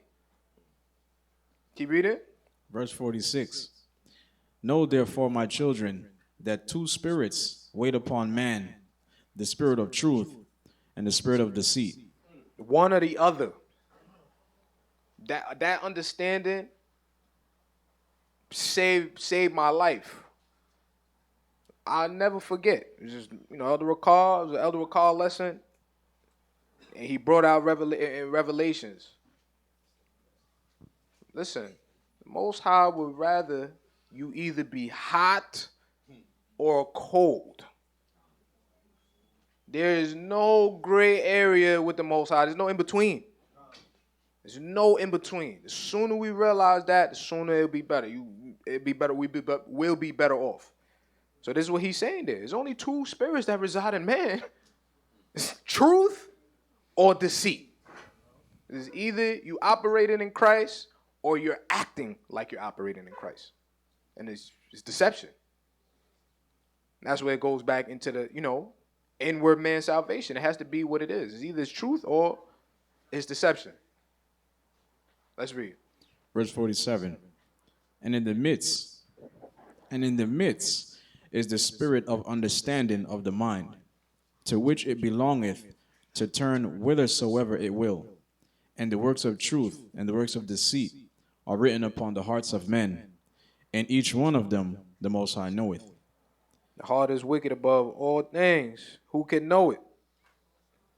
Right? Read. Verse 49. And there is no time at which the works of men can be hid. For on the heart itself have they been written down before the Most High. One more time. Verse 49. And there is no time at which the works of men can be hid. For on the heart itself have they been written down before the Most High. On the heart itself have it been written. So before the Most High. So he sees our heart. Landing back on that, understand we got to get our inner man correct. He sees our heart. There's only two spirits. Either truth or deceit. Either you looking in the mirror and you telling yourself the truth, because you could lie to anybody. You cannot lie to yourself.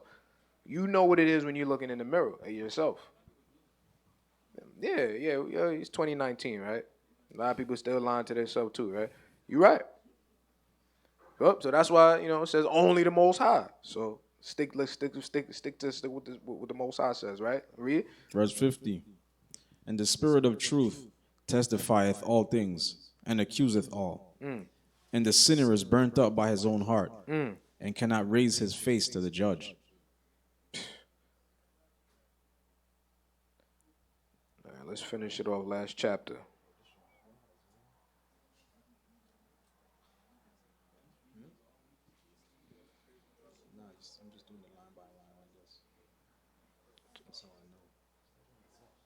Chapter 4.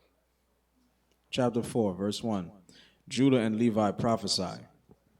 And now, my children, I command you, love Levi, that ye may abide, and exalt not yourselves against him, lest ye be utterly destroyed. For to me the Lord gave the kingdom, and to him the priesthood.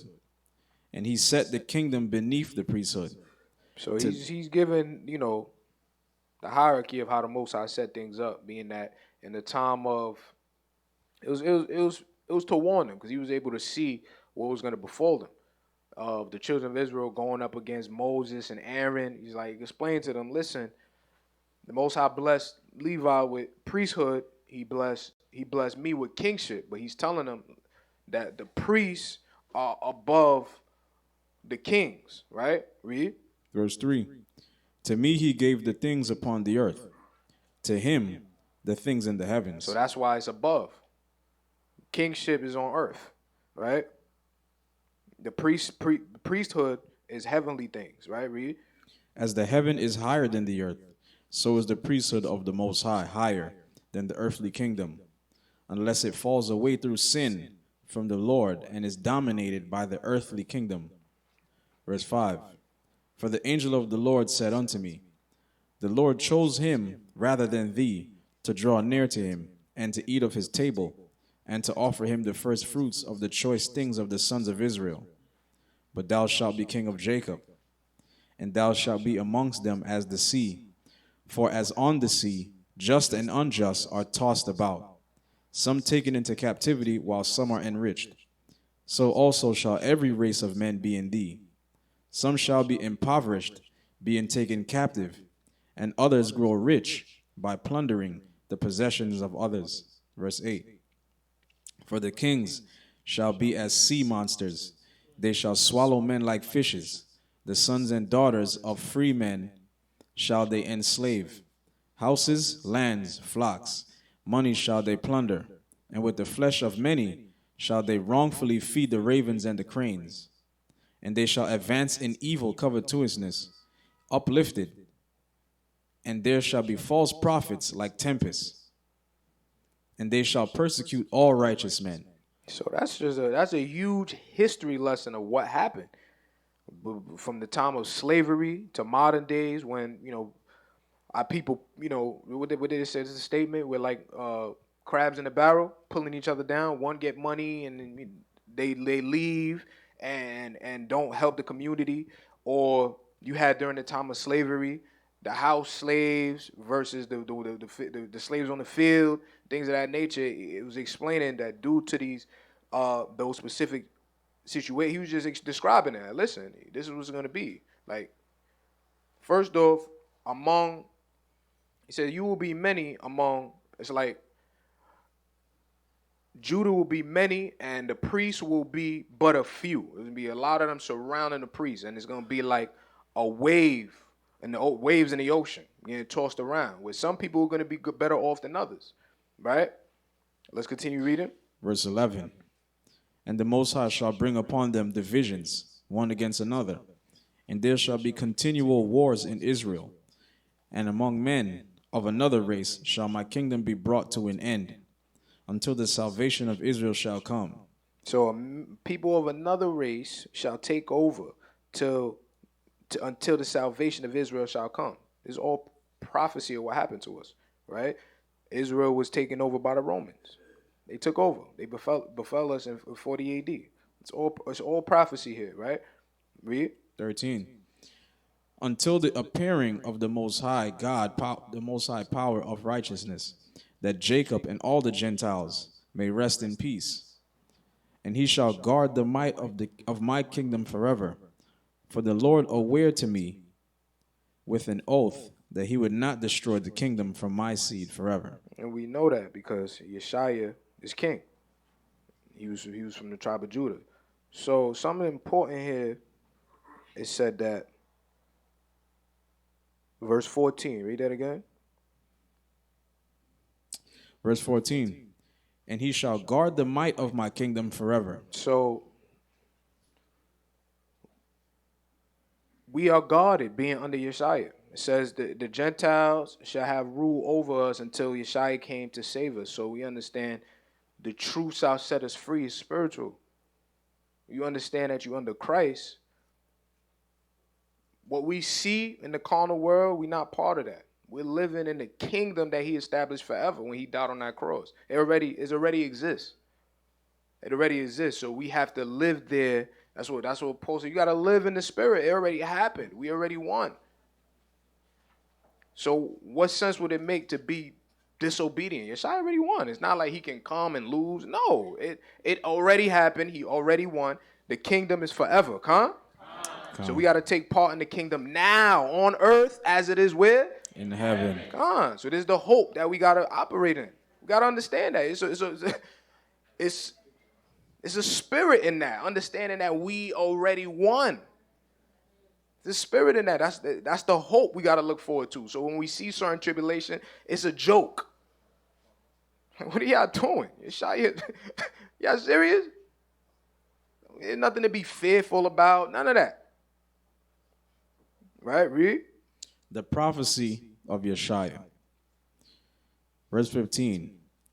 Now I have much grief, my children, because of your lewdness and witchcrafts and idolatries, which ye shall practice against the kingdom, following them that have familiar spirits, diviners, and demons of error.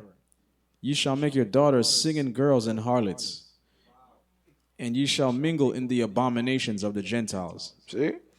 These are the abominations of the Gentiles, speaking of it earlier. Because, plain and simple, sisters was made to be modest and holding down the household, not like your Rihannas and Beyoncé's on tour, half naked, singing on the stage. It's harlotry.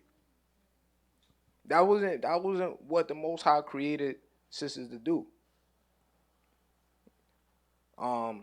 Read that again. Through the witchcraft. I know I wanted to touch on something again. Read verse 15 again.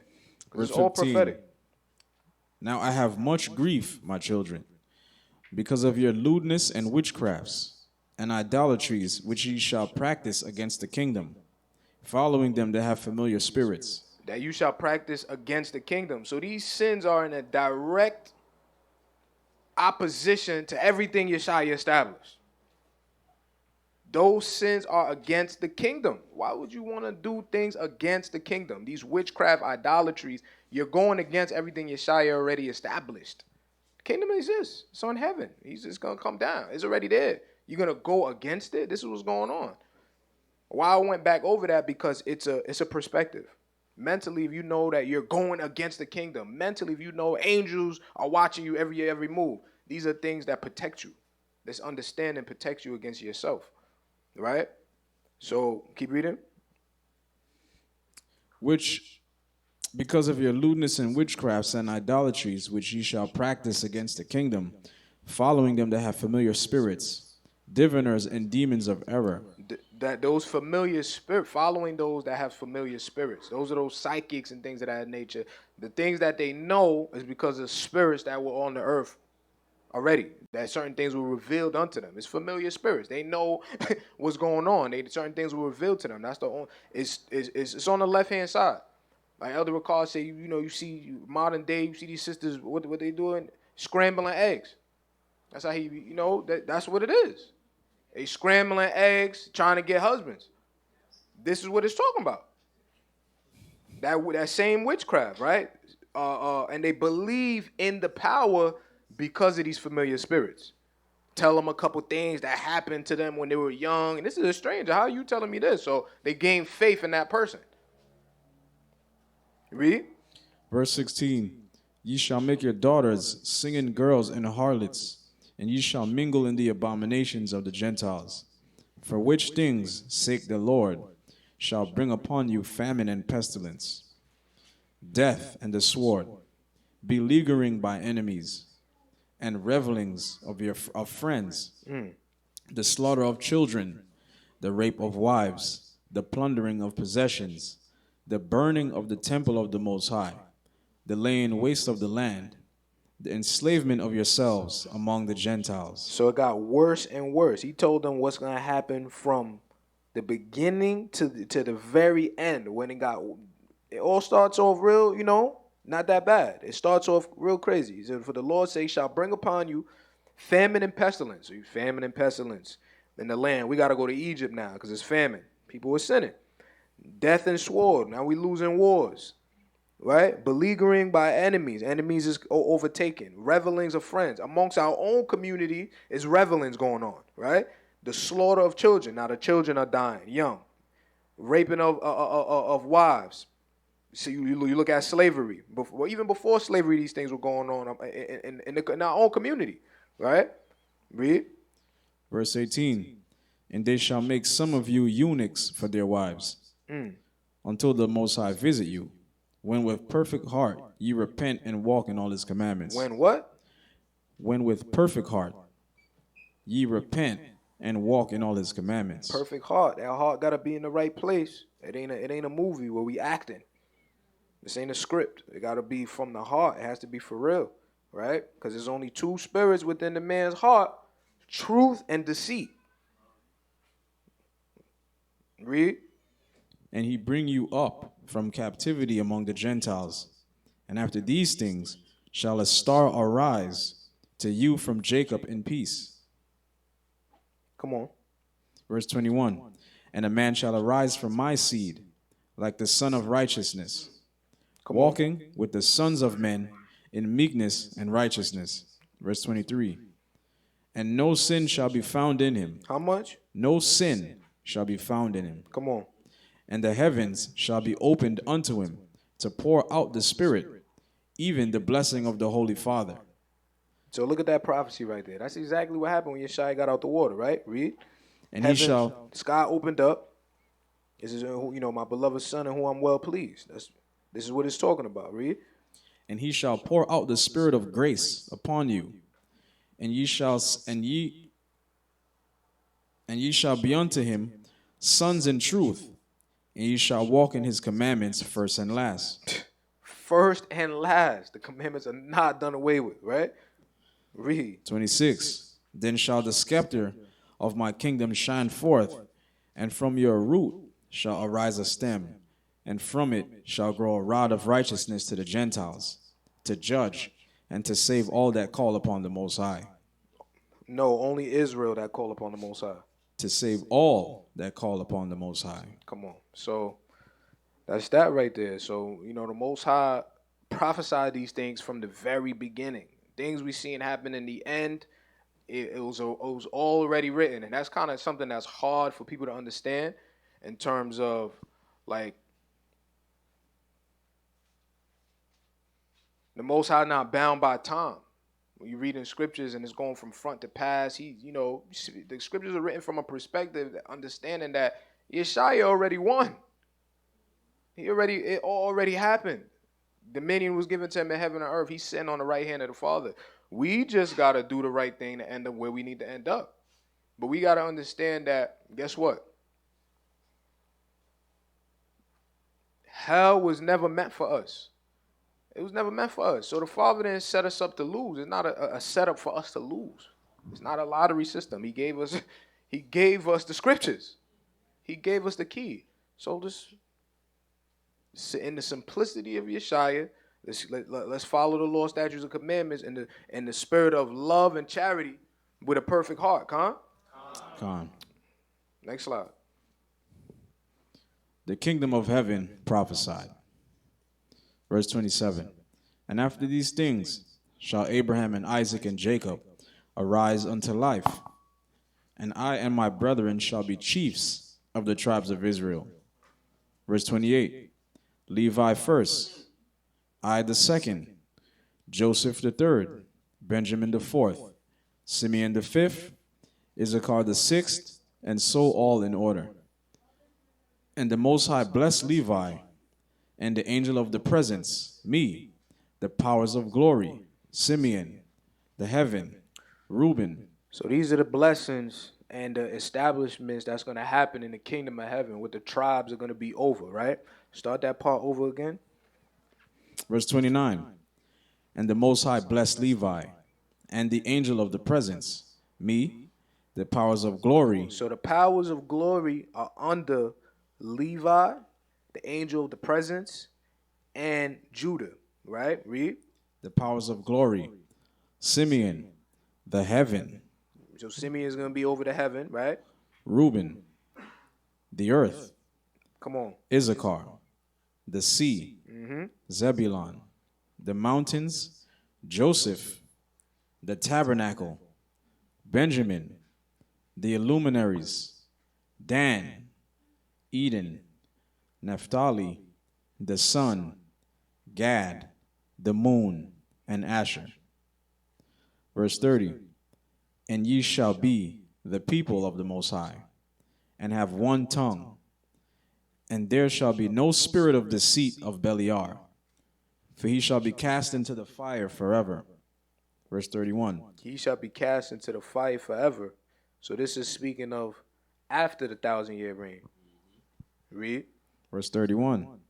And they who have died in grief shall arise in joy, and they who were poor for the Lord's sake shall be made rich, and they who are put to death for the Lord's sake shall awake to life, and the hearts of Jacob shall run in joyfulness, and the eagles of Israel shall fly in gladness, and all the people shall glorify the Lord forever. Observe, therefore, my children, all the law of the Lord, for there is hope for all them who hold fast unto his ways. 34. And he said to them, behold, I die before your eyes this day, and 119 years old. Let no one bury me in costly apparel, nor tear open my bowels. For this shall they who are kings do, and carry me up to Hebron with you. And Judah, when he had said these things, fell asleep. And his sons did according to all whatsoever he commanded them. And they buried him in Hebron with his fathers. Amen. Amen.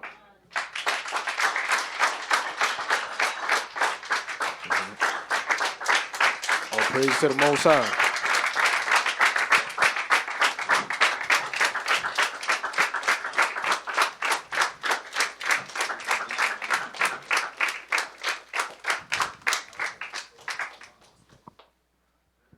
Khan, all praises to the Most High, man. Allowing, leaving these records for us to understand things that it's like, man, I wish I would have knew this when I was younger. It was all written from the very beginning. So at this time, we're going to open up the floor. Anybody have any questions or comments? That was the time. Check. Okay. Shabbat Shalom, everyone. Shabbat Shalom. All praises to the Most High for that lesson, giving us the understanding of our forefathers. One thing I just want to point out, how prophecy is put in front of our face, how we could see when Judah was telling his sons, beware of the fornication of the woman, and the woman, especially the Gentile woman. You see our basketball players, every time they get risen up with the glory that they have, men of strength who's supposed to be protecting our people, what they're doing now, they're getting the money and now they're going off to the women of the Gentiles. But another thing, an interesting point that I thought about in my head is when he also said his fornication led him to giving away his diadem, which he said is the glory of his kingdom. Right. And when I Googled a diadem, it's a crown. It's literally a jeweled out crown. And he was telling his seeds this. Who was his seed later on? It was Christ. And I was thinking about the time when Christ was being tempted by the adversary saying, oh, if you bow to me, all these kingdoms will be yours. But if Christ did that, he would have lost his place in the kingdom that he was going to receive. Exactly. So if he committed fornication, spiritual fornication, he would have been giving away his diadem. His crown. So it just shows you how important fornication and spiritual fornication is. So that's something I just wanted to power. Praise the Most High. Done.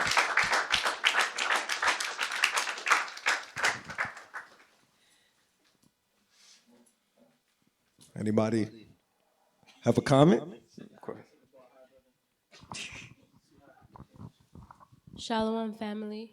Shalom. I wanted to ask.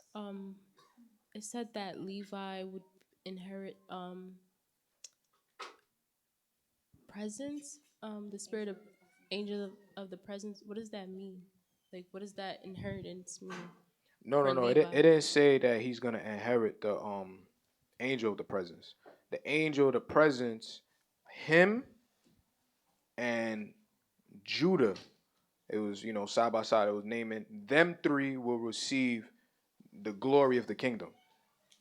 Glory of the kingdom. Okay. Con. All right. I got it. Thank you.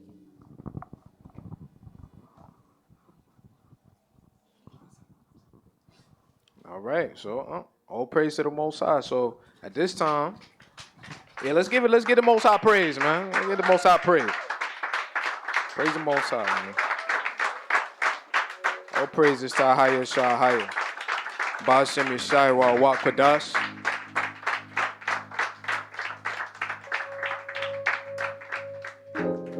One step in the right direction, and the Most High, look what He reveals to us. The information, like I said, we wish we would have knew these things in the past, huh? It's like, wow. Look what He left for us. Look at the beautiful jewels. Look at the beautiful information that He left for us. The hope to look forward to.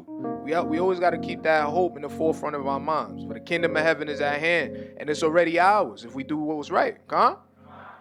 All right, anybody here tonight for the first time, in this building for the first time? We want to introduce yourself. You can allow, tell us who you are, tell us your name, who invited you, why you're here.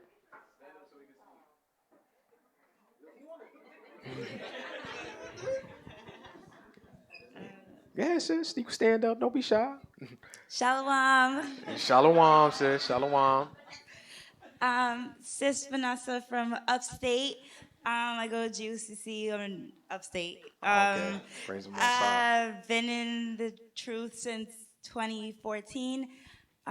All praises, thanks for the Most High sending Jenny to me and Yashar, the ones that brought me in all those years ago.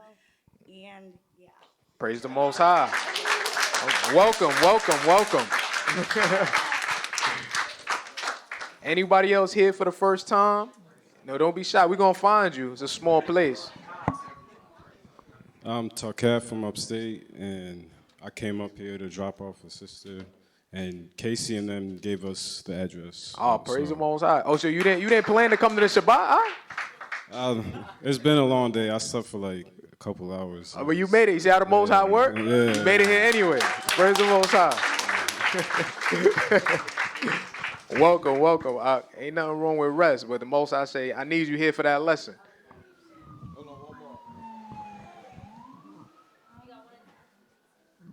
Hi. Hello. My name is Maya. Shalom. Shalom. What were the questions? Sorry. Who invited you? Your name? Why you here? Name why I'm here. Well, I'm here for the summer. Sorry, I didn't say. Wait, it's okay. So where you from? Great answer. Don't worry. That's a great answer. I'm from Savannah, Georgia. Yeah, I'm from Savannah, Georgia. Okay, so you're just in New York visiting? I'm visiting for 3 months. My name is Maya.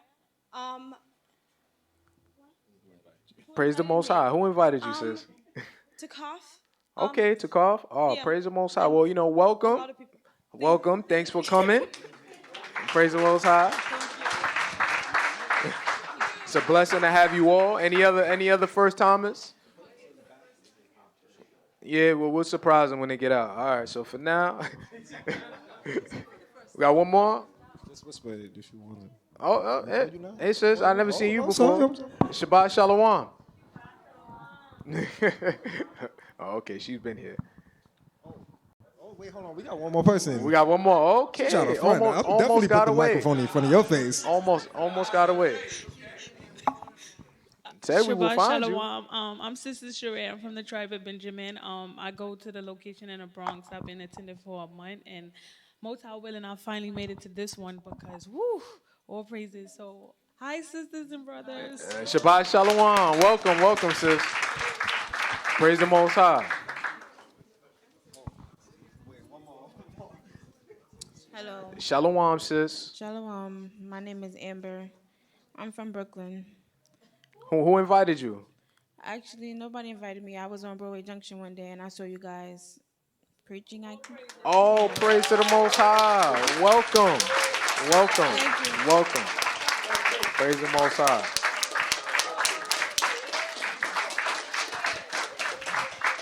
Praise the Most High for the street ministry. Street ministry heavily doing the works. Praise the Most High.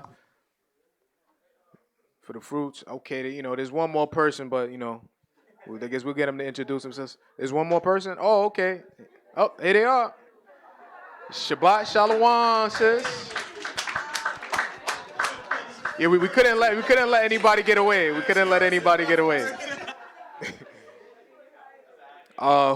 Just introduce yourself. Let us know who you are, who invited you, where you're from. Hey, get the mic on. Yeah, there you go.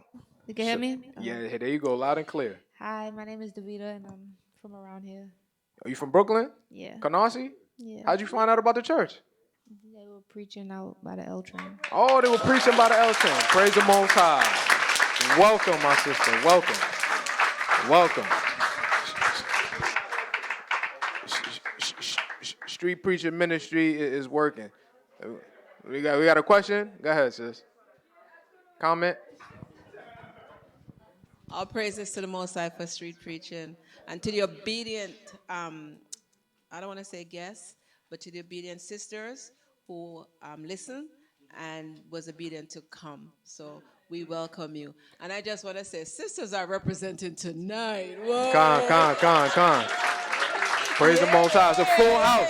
Full house tonight. Praise the Most High. Beautiful. It's a beautiful thing. Con. So at this time, we're gonna go into some praise and worship. We got another question, comment? Which one? Oh, okay. All right. We'll talk after. We're gonna give all praise to the Most High for the talents. We're gonna give a nice warm welcome to the brothers and sisters who are here for the first time. We have a good dinner prepared. Stick around. We pray that you enjoyed the lesson, and most importantly, we hope that we see you all again. All right, this time we're gonna give the floor over to our brother and officer Hazak, and who's gonna be on the microphone, brother. We're gonna go into some praise and worship. Praise the Most High. All right, so Shabbat Shalom, family. Praise the higher. Praise the higher. All praise to the Most High. All right, so we're gonna get right into it. We're gonna have Zach on the keys. Nah. So you're gonna lead, right? Brother, your call is gonna lead in the praise and worship. You got my sisters. Yes. I'll jump on the keys real quick. So that way.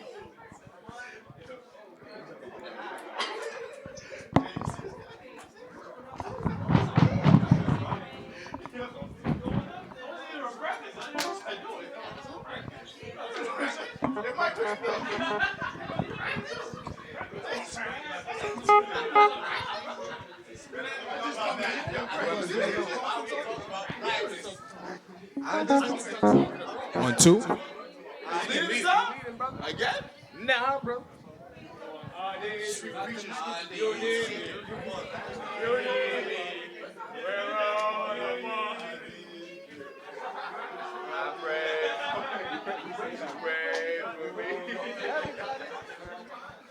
Because he got a drum beat to it.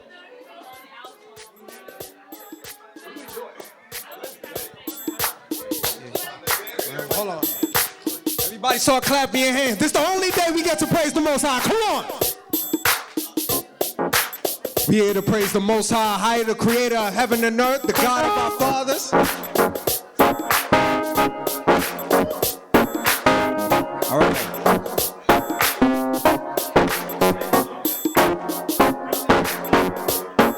Everybody keep it going. And if I don't see people clapping their hands, I'm going to look at y'all weird. Israel know how to dance. Come on. We praise the Most High higher. Tell us, come on, what we do? We worship you, oh Lord. Magnify the name of the higher, come on.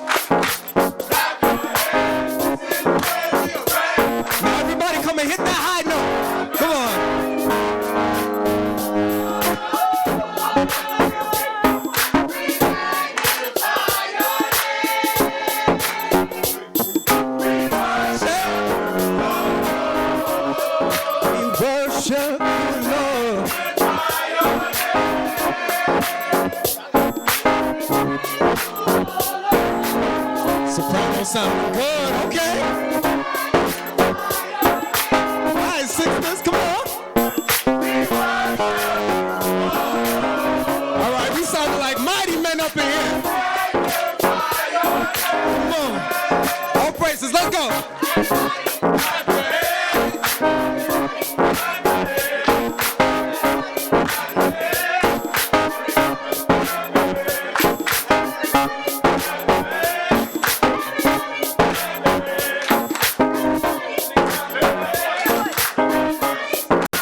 Singing a song. Singing a song. Singing a song.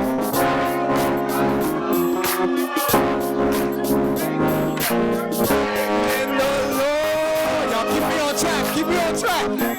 All the day long. One more time, let's go. Lifting our voice and our voice.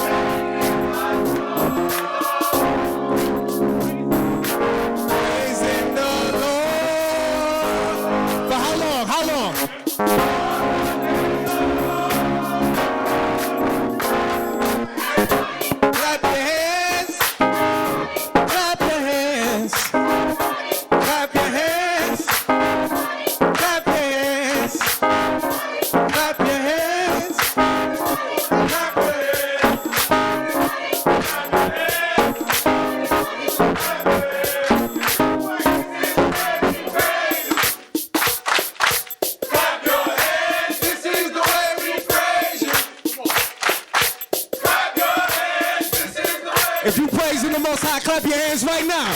Clap your hands, this is the way we praise.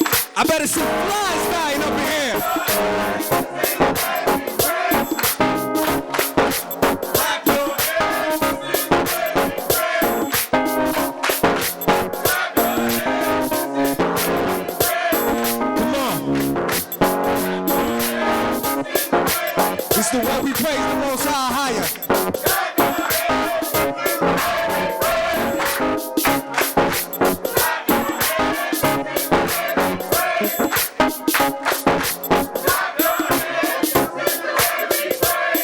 Come on.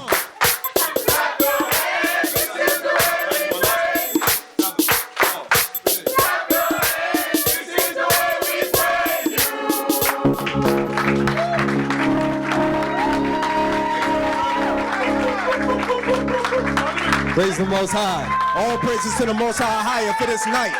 To give glory and praise unto his name. Praise the higher. Praise the higher. All right. Glory, honor, and praise to his name.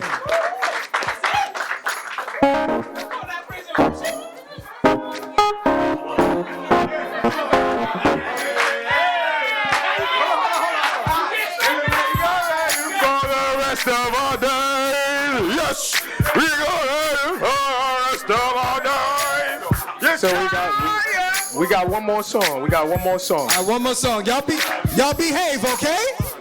Before we take off this music. Y'all gotta behave.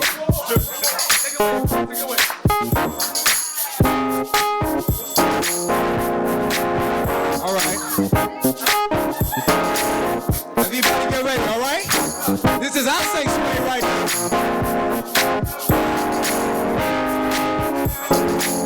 We sing our song in the sing. We sing our song.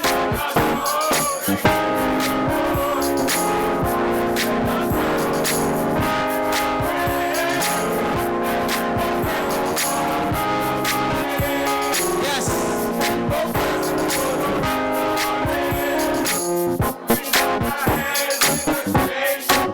We clap our hands.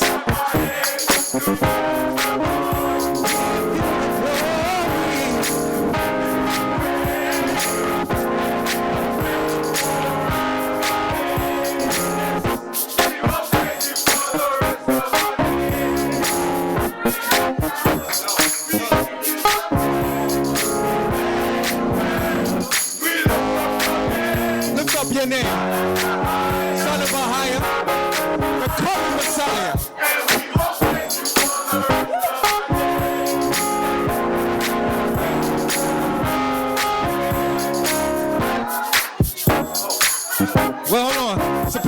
Y'all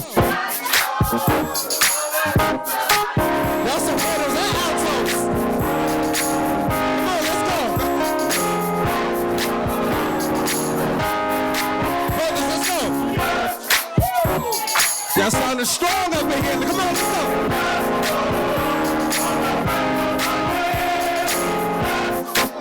Come on, Zach, I see you.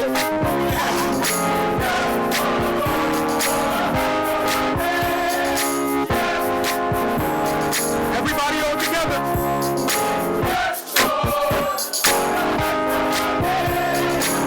Praise the higher. Praise the higher.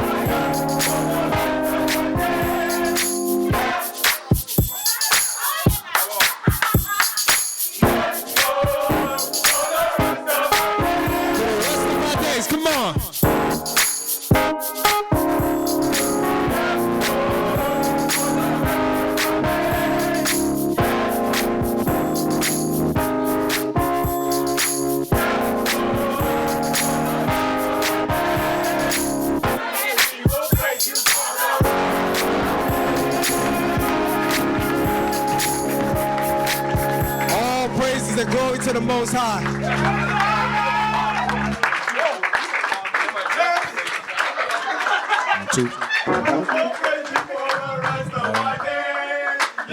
Let's get the Most High a round of applause, man. So all praises to the Most High.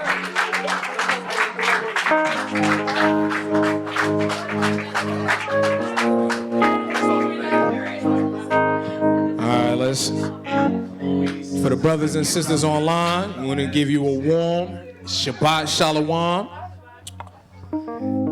We'll pray that you brothers tune in with us next week Friday. Thank you for joining us tonight. And all praise to the Most High. We pray that the lesson was edifying. Pray that you learned something. Pray that you were able to carry on in the week and apply something from the lesson, that your salvation be more secure. With that being said, we all here in the G.O.C.C. Brooklyn body send you a warm Shabbat Shalom and good night. So we'll see you next week. Shabbat Shalom.